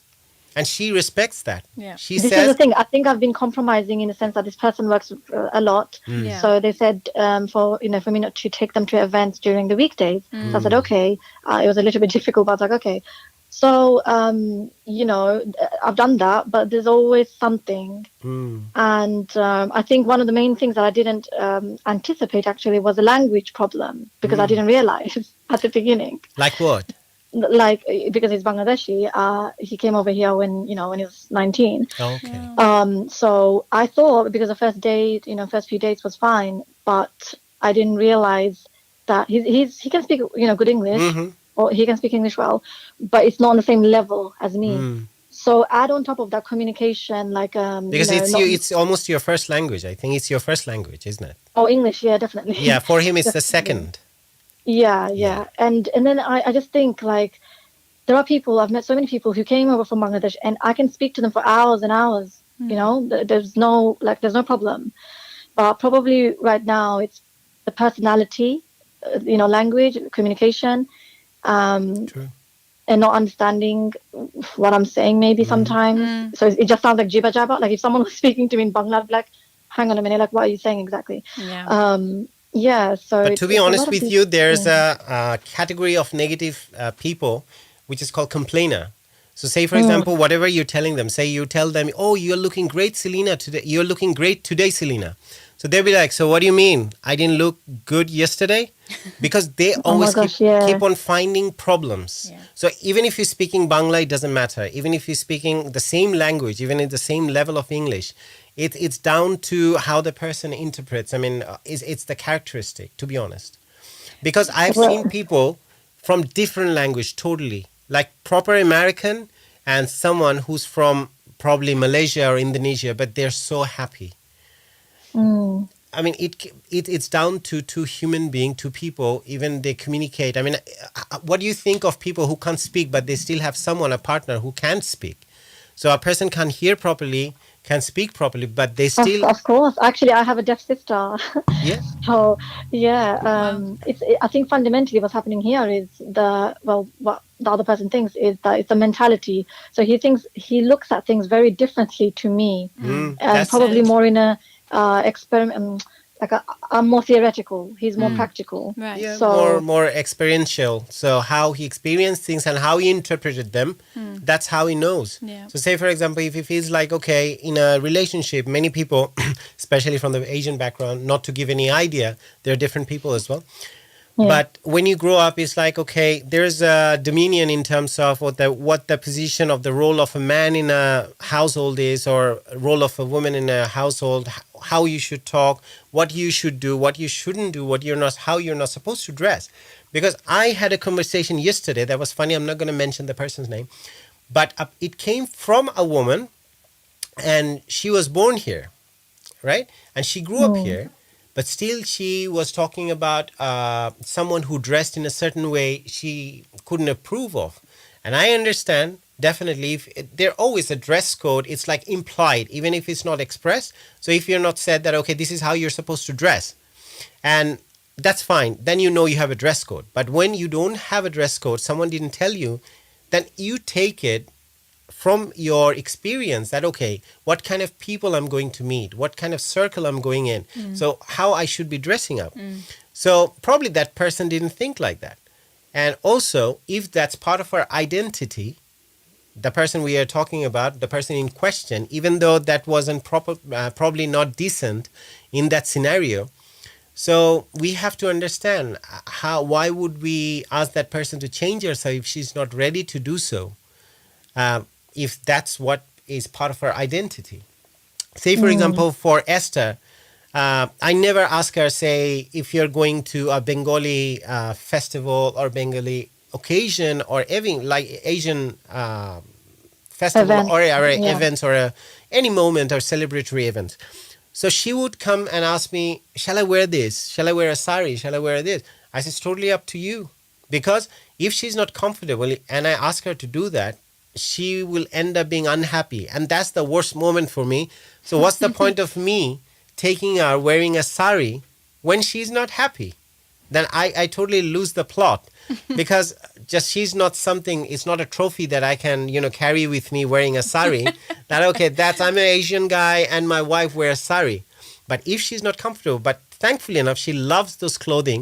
So more than me, to be honest, I would rather that she wore something Western, but sometimes she ends up wearing a sari, and people love that. I know. And often sometimes he goes in Western clothes, and then I'll be in the salwar kameez, or I'll wear the sari with Yeah, what everybody loves, like you're not accepting the culture, but like your what's that word I'm looking embrace. for? Embrace. Yeah. Thank you. Yeah, you embrace. I know, the it's culture. hilarious. It's hilarious. No, that's the thing, Selena. There are a lot of things we talked about, interesting things, but understanding each other, self-respect, and also respecting the other person in terms of where they are coming from. And I would suggest take a time with yourself and ask yourself the questions. Definitely the problems, as Esther said, the problems you're facing. So if he's failing in communication, definitely he's not happy as well.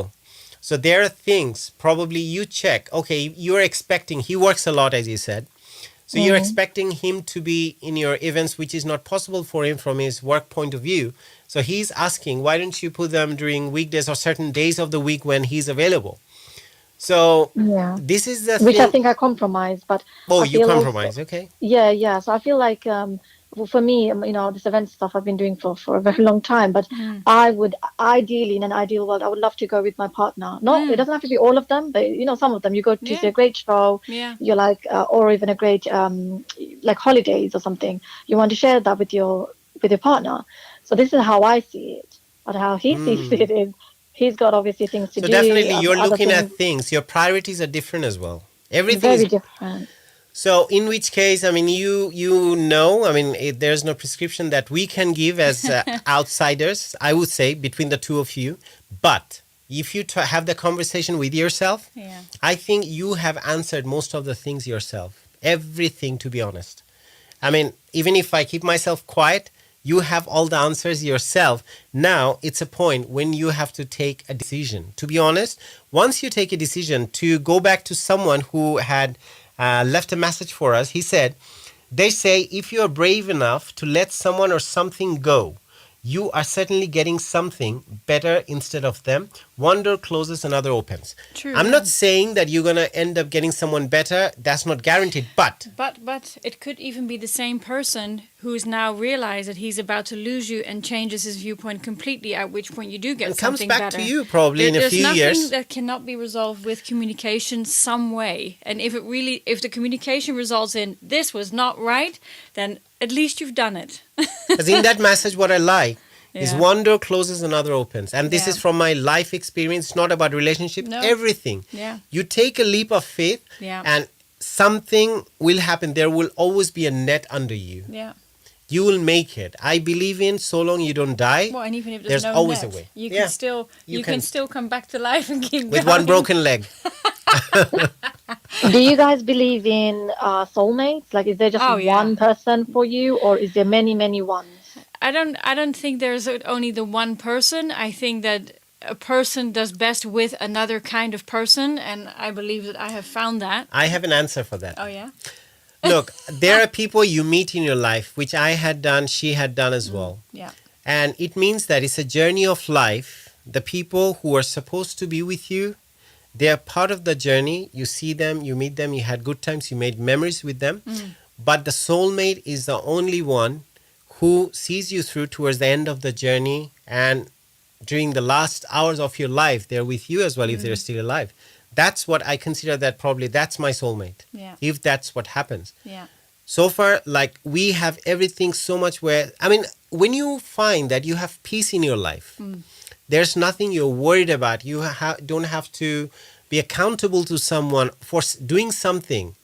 You just do your things, whatever makes you happy. She just does the things, whatever makes her happy. That's where peace lies. And when you have peace in there, and I feel that there's no bad moments, and you have to work towards the relationship constantly, then you feel it's not right. Yeah.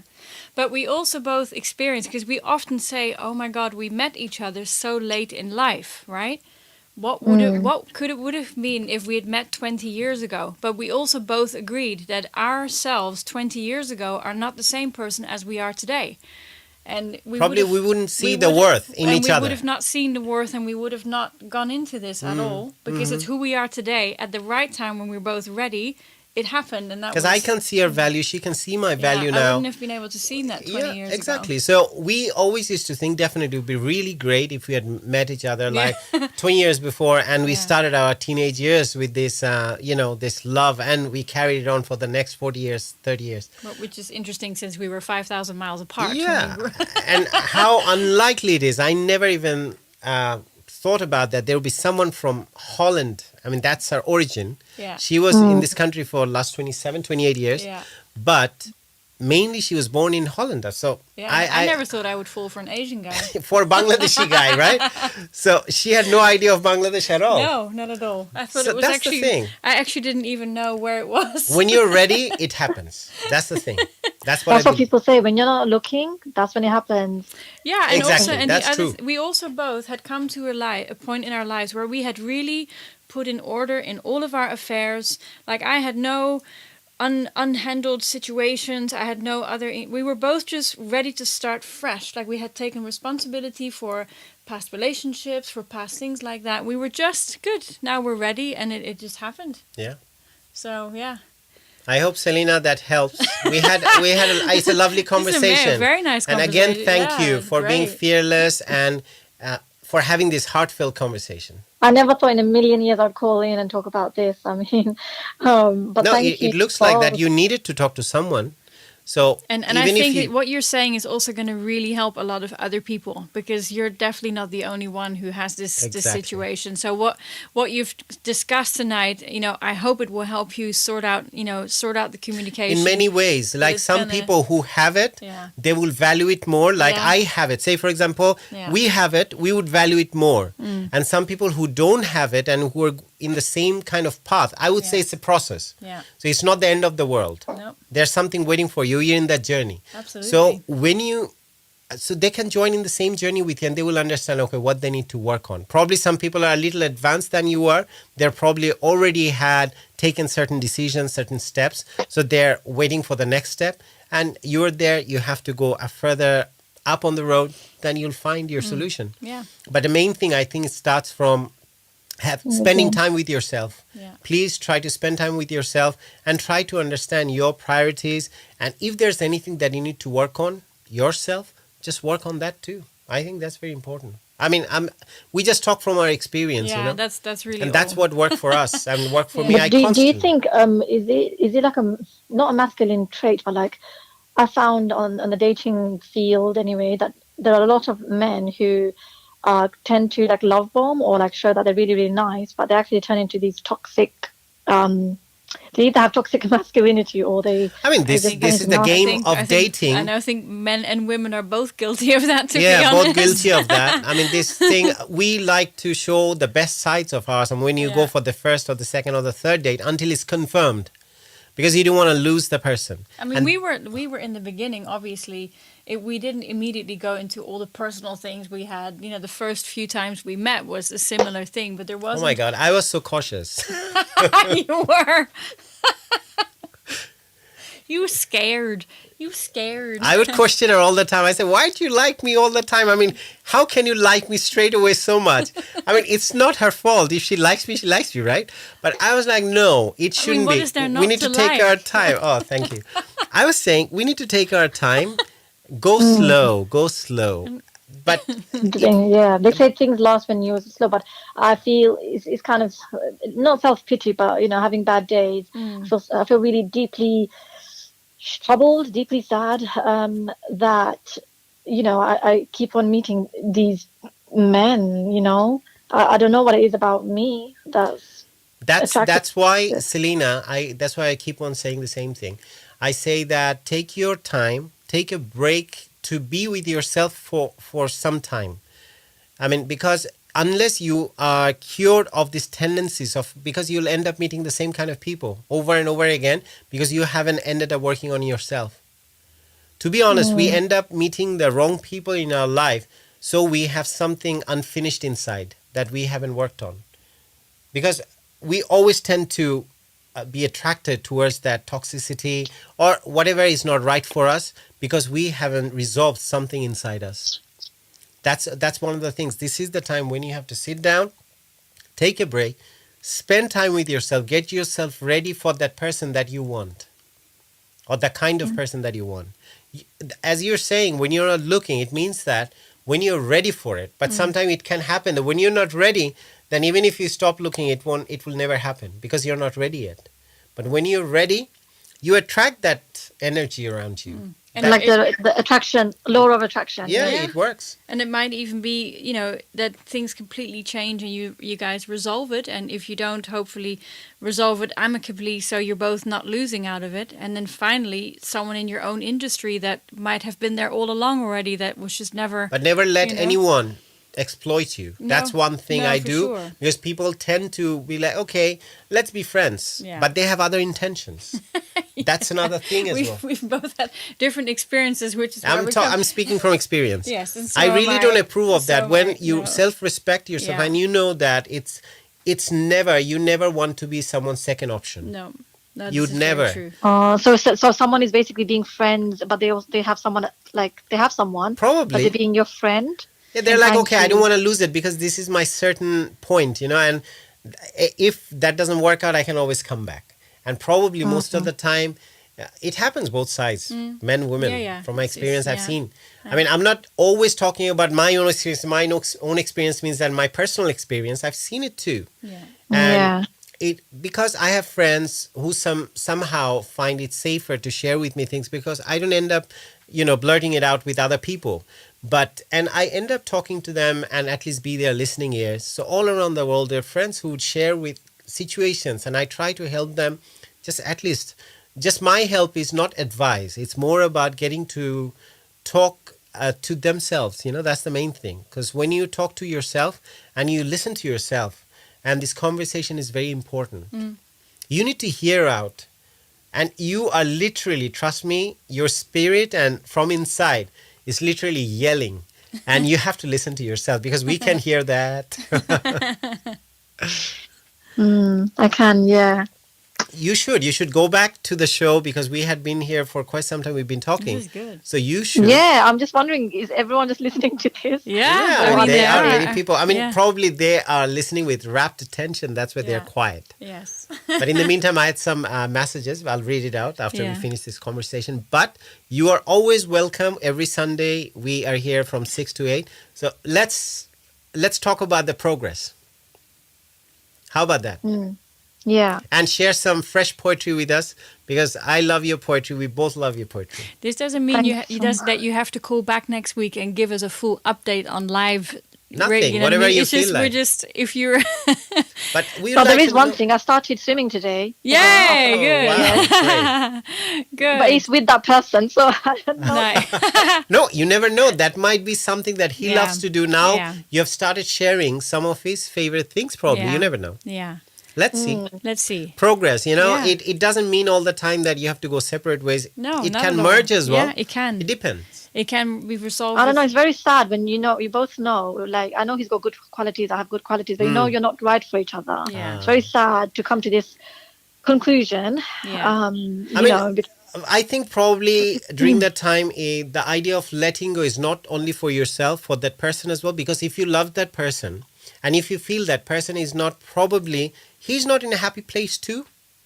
Yeah, he could be right for somebody else. Yeah, exactly. So if you let him go, he might find the right person that he deserves to, right? Yeah.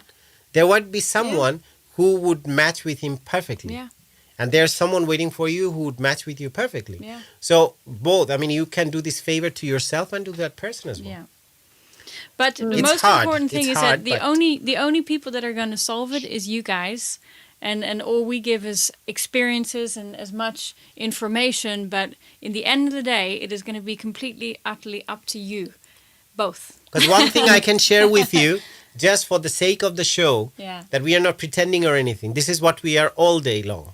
So, I mean, I wouldn't have even started a show if we were not like this, and I wouldn't even think. But the thing is, I thought this positive experience we are having, even to share that, we don't have to talk about each other, but you can see it, like how we... you bounce off each other. Yeah, exactly. Yeah. But seeing you guys and listening to you both, it gives me hope. And obviously there are, amazing relationships around me. Yeah. But I just feel like And you do feel sad because Of course, I have many sisters and everybody has somebody, but you just start to think, what's wrong with me? Like, why can't I find the right Sure, person for yeah. me, or someone who Yeah. perfectly fits and me? one last piece of uh, advice: never listen to people who said there are a lot of fish in the pond, more fish in the pond, or things, or however they would like to term it. yeah. Don't listen to that. It's such a wrong view, and that's where Tinder comes in, right? So yeah, Yeah, do you that's know, I think I'm one of those rare people I'm not on Tinder, but I'm on, a couple of other ones. But I try to root out the people who aren't there for a waste of time. Yeah. yeah. And Yeah. you can probably hear like I'm in it for like the seriousness, not just Absolutely. plenty of fish in the sea. Yeah. But it's hard to find that in, But in that today's pond, you won't day. find. I hardly found that from Tinder there had been really like those long-term soulmate relationships come Yeah. out, because people who are going to. I mean, totally. I'm not judging anyone.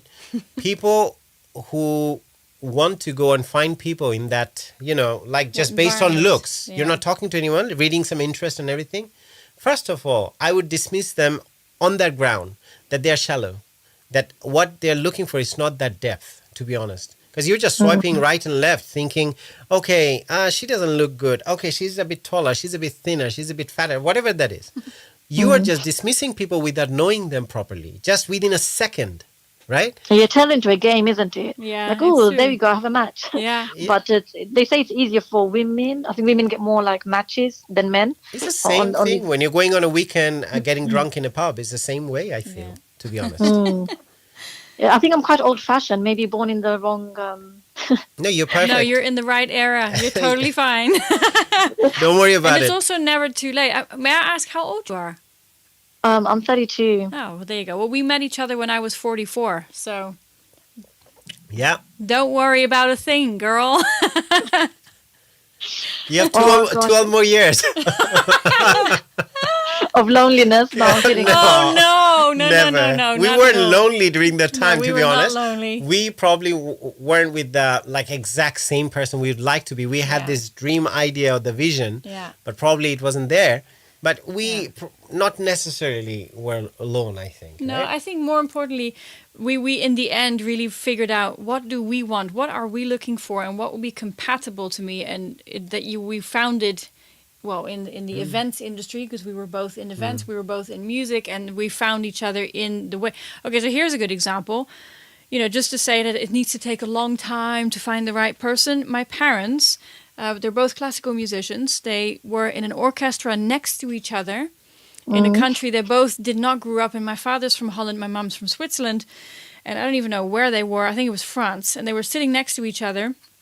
They played a few pieces together. They were bound to be in the same orchestra. They went home together that night, and they have not slept a night apart since that time, and they've been happily married for almost 50 years. Oh my gosh. And it was just love at first sight. So some people say that's just, crap. I don't know. I don't think that anyone has any way or any type. It's just when it happens, you know it's right. And when you know it's right, you go for it. And that's it. There's no other... And also you cherish it. Yeah, and you And really, we You cherish have to be what careful. we have so you have much. you cherish it with all your affection, all your care. Yeah. Because you have to know that it doesn't happen all the time. And No. for some people, it never happens. No. So if it happened in your life, you need to take care of that. You need to value Yeah. it. Yeah, and we also really make a point to not let anyone into our relationship that could potentially become a problem or a negativity or a distraction or anything else like that, just so we can really concentrate on our relationship, and that's made it even stronger even so. But again, that's why I'm saying we're not a dating agency or advice of how it should be done, because what happened to us may not happen to you. It may be finding some other way, but the point was we were both ready. We knew what we wanted. We knew who we were. And so I would have been okay without a relationship or with a relationship, because I had found myself and so had you. So that was really the sanity of it all. So it became- Finding yourself, knowing who you knowing are. who you are. Knowing who you are.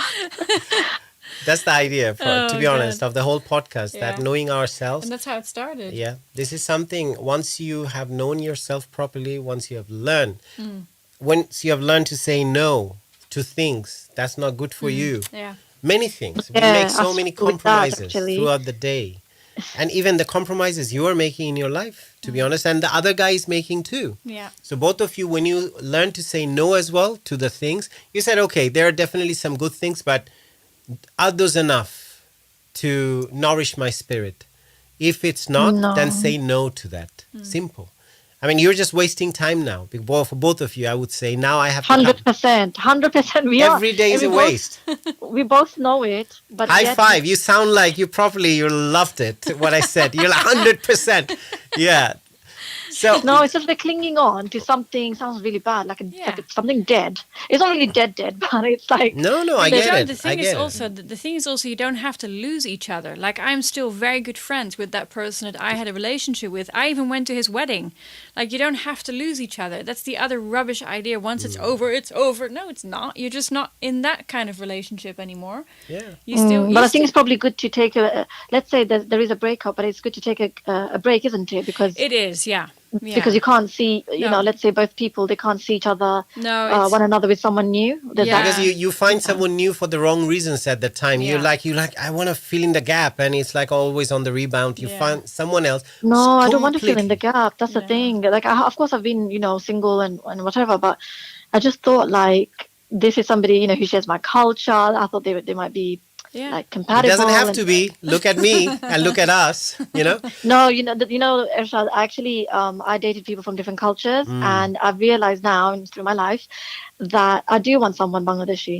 They don't have to be born here, born over there, or you know. I but, understand that. I can understand somebody who, because I seriously have, you know, Who would appreciate dal Yeah, go on. bhat and chai and mach and Balushai. balushai, it's just rashmalai.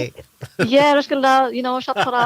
There's just something about it, and because I've dated people from, you know, Iran and whatever, America, different places, some people they just don't understand. They don't even understand sometimes when they're being racist. They don't understand, you know, these things. And to me, I just thought, you know what, I want somebody, yeah. But never say never. No, I would because still say you that. may not find that person in Bangladesh necessarily, and I can only speak for myself.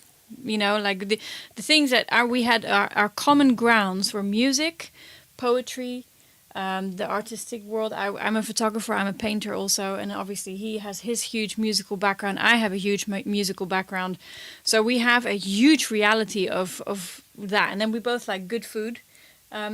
He cooked with spices. The amount of spices I cooked with before I met him was salt, pepper, and And cinnamon. she learned to cook And Bangladeshi I curries know now now. how to cook a Deshi style, so that's nice.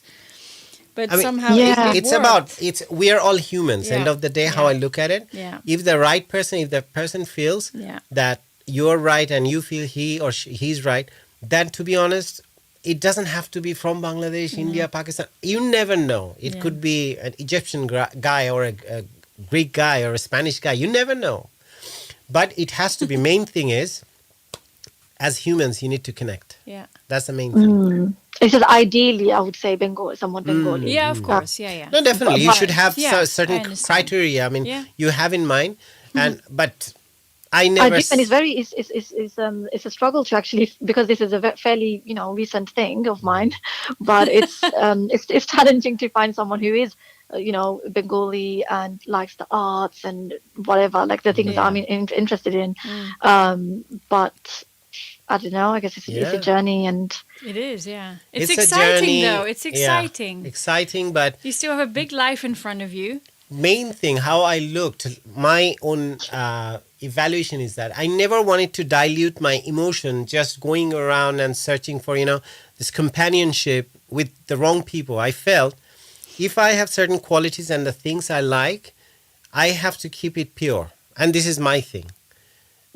Just because I'm feeling lonely, I end up hooking up with the wrong people. What's the point? 100%. You know what you said about the diluting? Yeah. I feel like I'm currently making myself smaller and kind of potentially invisible, but I'm not invisible. I'm like this person bursting with passions and interests, and I have a voice, obviously. Yeah. But nice- that very is good happening voice. right now, and nice it's, one, by the way. Yeah. Huh? No, you have a great voice. You have a great, I would say, radio Inner voice. voice? No, Yeah. I'm but talking in also- terms of inner voice But as I'm well. talking about literally just the way you express yourself is really, really good. You can make yourself really understood, and it's also reflecting in your poetry. Like, I've Thank never you so met you much. before, but I feel like I've known you for 10 years now. It's really funny. I feel like people always say I'm articulate, and I'm like, Yeah. really, am I? But I don't know. No, Okay, you are. thank you. I mean, Absolutely. that means a lot. Yeah. It's just you can see that I'm struggling with this, and hence phoning in on the No, no, no, show, Yeah. perfect. I mean, taking the limelight. that's what the platform is for. I always say that we want to make a community around some depth. Yeah. So we would be connected through some depth of the relationship. The bonding wouldn't be just something shallow that, okay, it's entertaining. We come here for an hour or just half an hour spend there, listen to some music and just, some laugh and talks and gone and forgotten. But the thing is that if it helps someone, you are helping so many people you don't know, Yeah. to be honest. Yeah. And it's just the platform, the Knowing Who You Are, we created. So, because every Monday, the interview that comes out that I have with life coaches, people all around the world, the new one that's coming tonight at midnight, he's a Danish coach.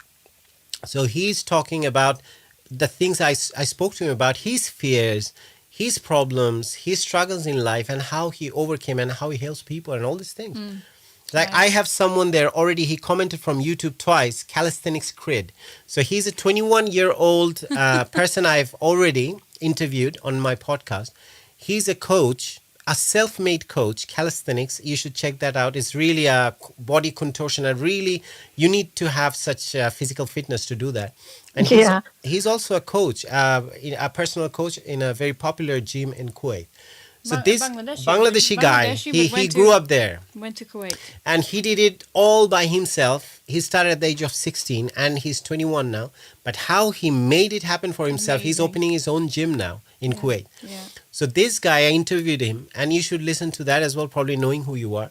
So he said, hi, how are you guys? So we couldn't because we are so much into the conversation. I didn't. Yeah, he's been listening in. That's great. So the thing is that how many people he helped, how many people you are helping through your conversation. Yeah. So it's not that you are just doing it for your own sake. And I believe when you are a giver, you always have a place among people in the community or everywhere. Because people would always love you. And this is how you are never alone. So we are never alone because there's always someone. There would be people who won't like you. There will be people who would criticize you. Don't think about them. Just think about the people who love you. Say, for example, you had given your precious time to us talking about this. We appreciate that. So it means that we connected somehow, both of us, with you. And that's such a precious thing. So by the time we finish today, we'll be totally, cloud nine. We'll be talking about you for the next hour. But not in a negative way. No, in a good way. It's how many positive things you spread out among people, and many people would it's hard to say, obviously, what to, when you're calling in, is what to talk about and what not to talk about. Yeah. But I tried to do the best I can. Yeah. No, it's just being yourself. That's the main thing we like to be, and we are being ourselves. Yeah. No pretense, nothing, and you being yourself. That's all. It counts. That's what knowing who you are. When you know yourself properly, you are totally free from any awareness that what people are thinking of you, the spotlight effect, which this calisthenics Crid, this guy here talked about. His story was when he would go out with a friend of his in Kuwait. He's a Bangladeshi guy as well. He's like, why are other people looking at me? He said, man, you know what? You have spotlight effect. So you think that all the spotlight is on you while no one is bothered about you. They are minding themselves while they're busy thinking what we are thinking about them. Yeah. So that's the thing. And you totally overcame those fears and just being yourself. And that's what we are trying to be. Yeah. We don't have to try to be honest. I just love to be myself because I love myself. I told you. I can read something very short. Please, please. And then we can say goodbye. Sure. After. Okay, this is a little bit of a breakup thing, but everyone can relate, I'm sure. Okay, so written, I don't know, last year maybe. The vast ripples of water play out before me, while Isle Canaries is the background to the most perfect of evenings. In the darkness, everything is shadowed and simultaneously etched out in my eyesight. All the melodies are creating beauty beyond description, while ghosts of he are gossamer against the barely there breeze. I look to the spots we once were, haunting and impossibly lovely. Wow. You always create such images, and I was thinking about the place, I know, I'm gone.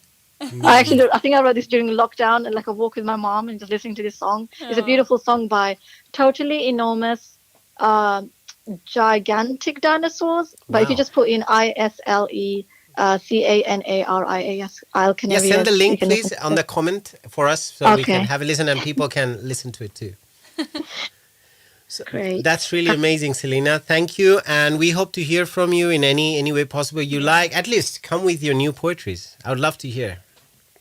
Thank you. Thank you so much for this call. I can't believe I've been talking to you both for 1 hour and Oh 20 my minutes. It's God. amazing. No, but it's been really useful. And I hope it's been of help to you. But it will definitely Yeah. be of help to It's other very people. powerful. Very, very much. Yeah, agreed. Thank you for calling in and overcoming Thank, that fear. Yeah. thank you for having me. And I feel like our souls, like us three, our souls connected, you know? When you Yes, I connect with agree. person. We are. Yeah. We are. Okay. Always. That's Thank what you we very are all much. about. Huh? Thank you. All right. Okay. Bye-bye. Bye, Selena. Bye. So that was Selena from London, an Amazing. amazing caller. And what she had shared with us, it was such a fearless step that she had taken, and overcoming that fear of being self-aware and sharing what you are going through. Probably many people, it made you question people who are listening. Many of us probably going through the same kind of problem, and we are trying to find that answer through that conversation. If you found that answer, probably it would help you.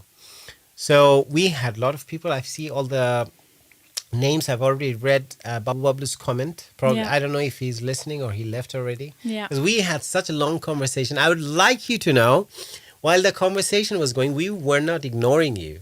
Because even this conversation, even if it's like a 2 hour, 1.5 hour conversation, that's for all of us. Yeah. Because we are listening to each other. Yeah. We're learning from each other. Even I learn, she learns from all of us. And we share the knowledge and the wisdom. Yeah. So also the experiences. That's how the wisdom is built. Yeah. Because wisdom comes from your experience, definitely. Yeah. And your failures and the things you have experienced in life. Oh, Babu Bablu is one of those people who's still there. So Babu Bablu, amazing, and you had a lovely advice. Yeah, that I would was say very a lovely nice. comment. Yeah, so I'll read it again. thanks It for says, that. they say if you are brave enough to let someone or something go, you are certainly getting something better instead of them.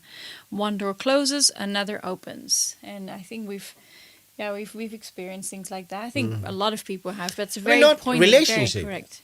I mean, someone who's scared of leaving his job, the one that's weighing him down, Yeah. someone not making him totally unhappy. But the thing is, he's scared to leave it because it pays his bills. Yeah. But it's not the end of the world. No. You leave that, and then you come out and try something new. Yeah. You might end up being an entrepreneur. You might become self-employed. You never know. You might what qualities you have and what other possibilities or the doors you would open.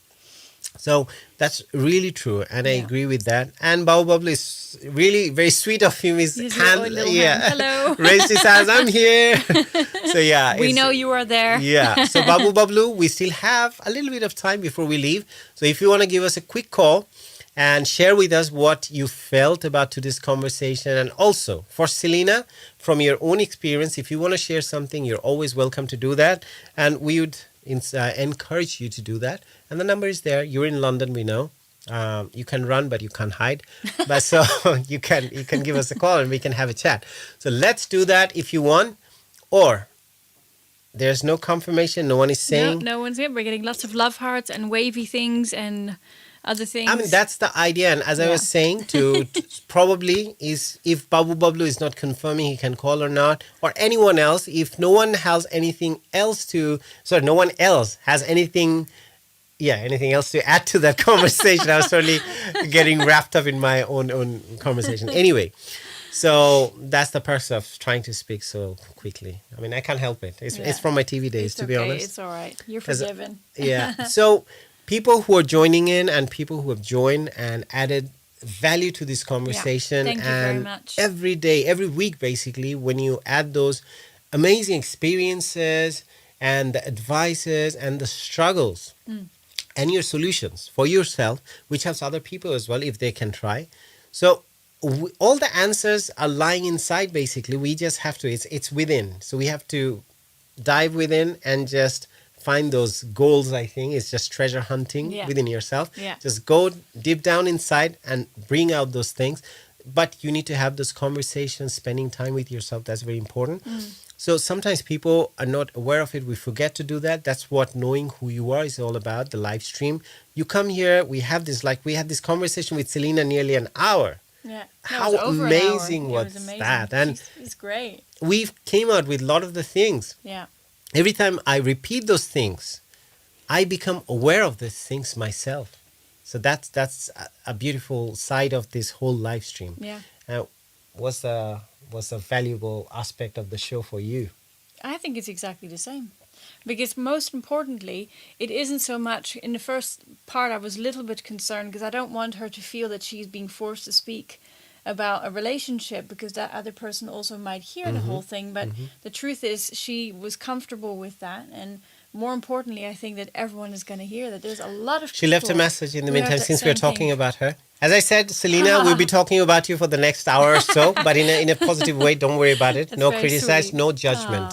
So lovely. You are two of the loveliest, kindest people I've met. Esther, I hope we can meet in person one day. That's so sweet. That's really Thank nice. you. We will meet in person one day. We will meet in person, definitely. And then Syra also did message in earlier on saying she was here. She'd wanted to say hello. So just hello, Syra, for being with us every week. Hello, Syra. Hello, much. Babu Bablu. Hello, Yeah. Calisthenics Creed. Yeah. Who is What? Tosif. Tosif, okay, good. And Mohammad Rizwanur Rahman, the Yeah. artist from Amina Dhaka. also, thank you for watching. Really Amina nice. Art Ansari. Yeah, really So nice. she's an artist, amazing Yeah, artist. wonderful. So we have all those people who join, and I Yeah. saw Jesper probably, one of the life coaches, the Yeah. Danish life coach I was talking about, whose video is coming out Yeah, tonight tomorrow. at midnight. Yeah. So yeah, we will. He was there as well. So thanks to all of you who joined us and joined in this live conversation, and send out all the love and left the comments and just shared your valuable time with us, because that's one of the most valuable thing we can do. Yeah, one of the best sharing gifts. Yeah. one of the best gifts we can share with someone. It's not money, your property or anything. It's your life, because that's the only thing you have in that's limited edition. So That's good. Oh, that's a great tagline. Yeah. Your life is a limited edition. Exactly. So true.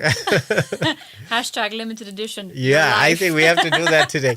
So on that, I'll definitely do the tagline on YouTube or everywhere, a limited edition. So boy. everyone who had joined, all the viewers and listeners of the Sunday live stream of Knowing Who You Are podcast, Yeah. we thank you all. And on that note, we would slowly get ready to sign off. And say goodnight. Are we ready? Yes, we are. Bye-bye. Bye. Good night.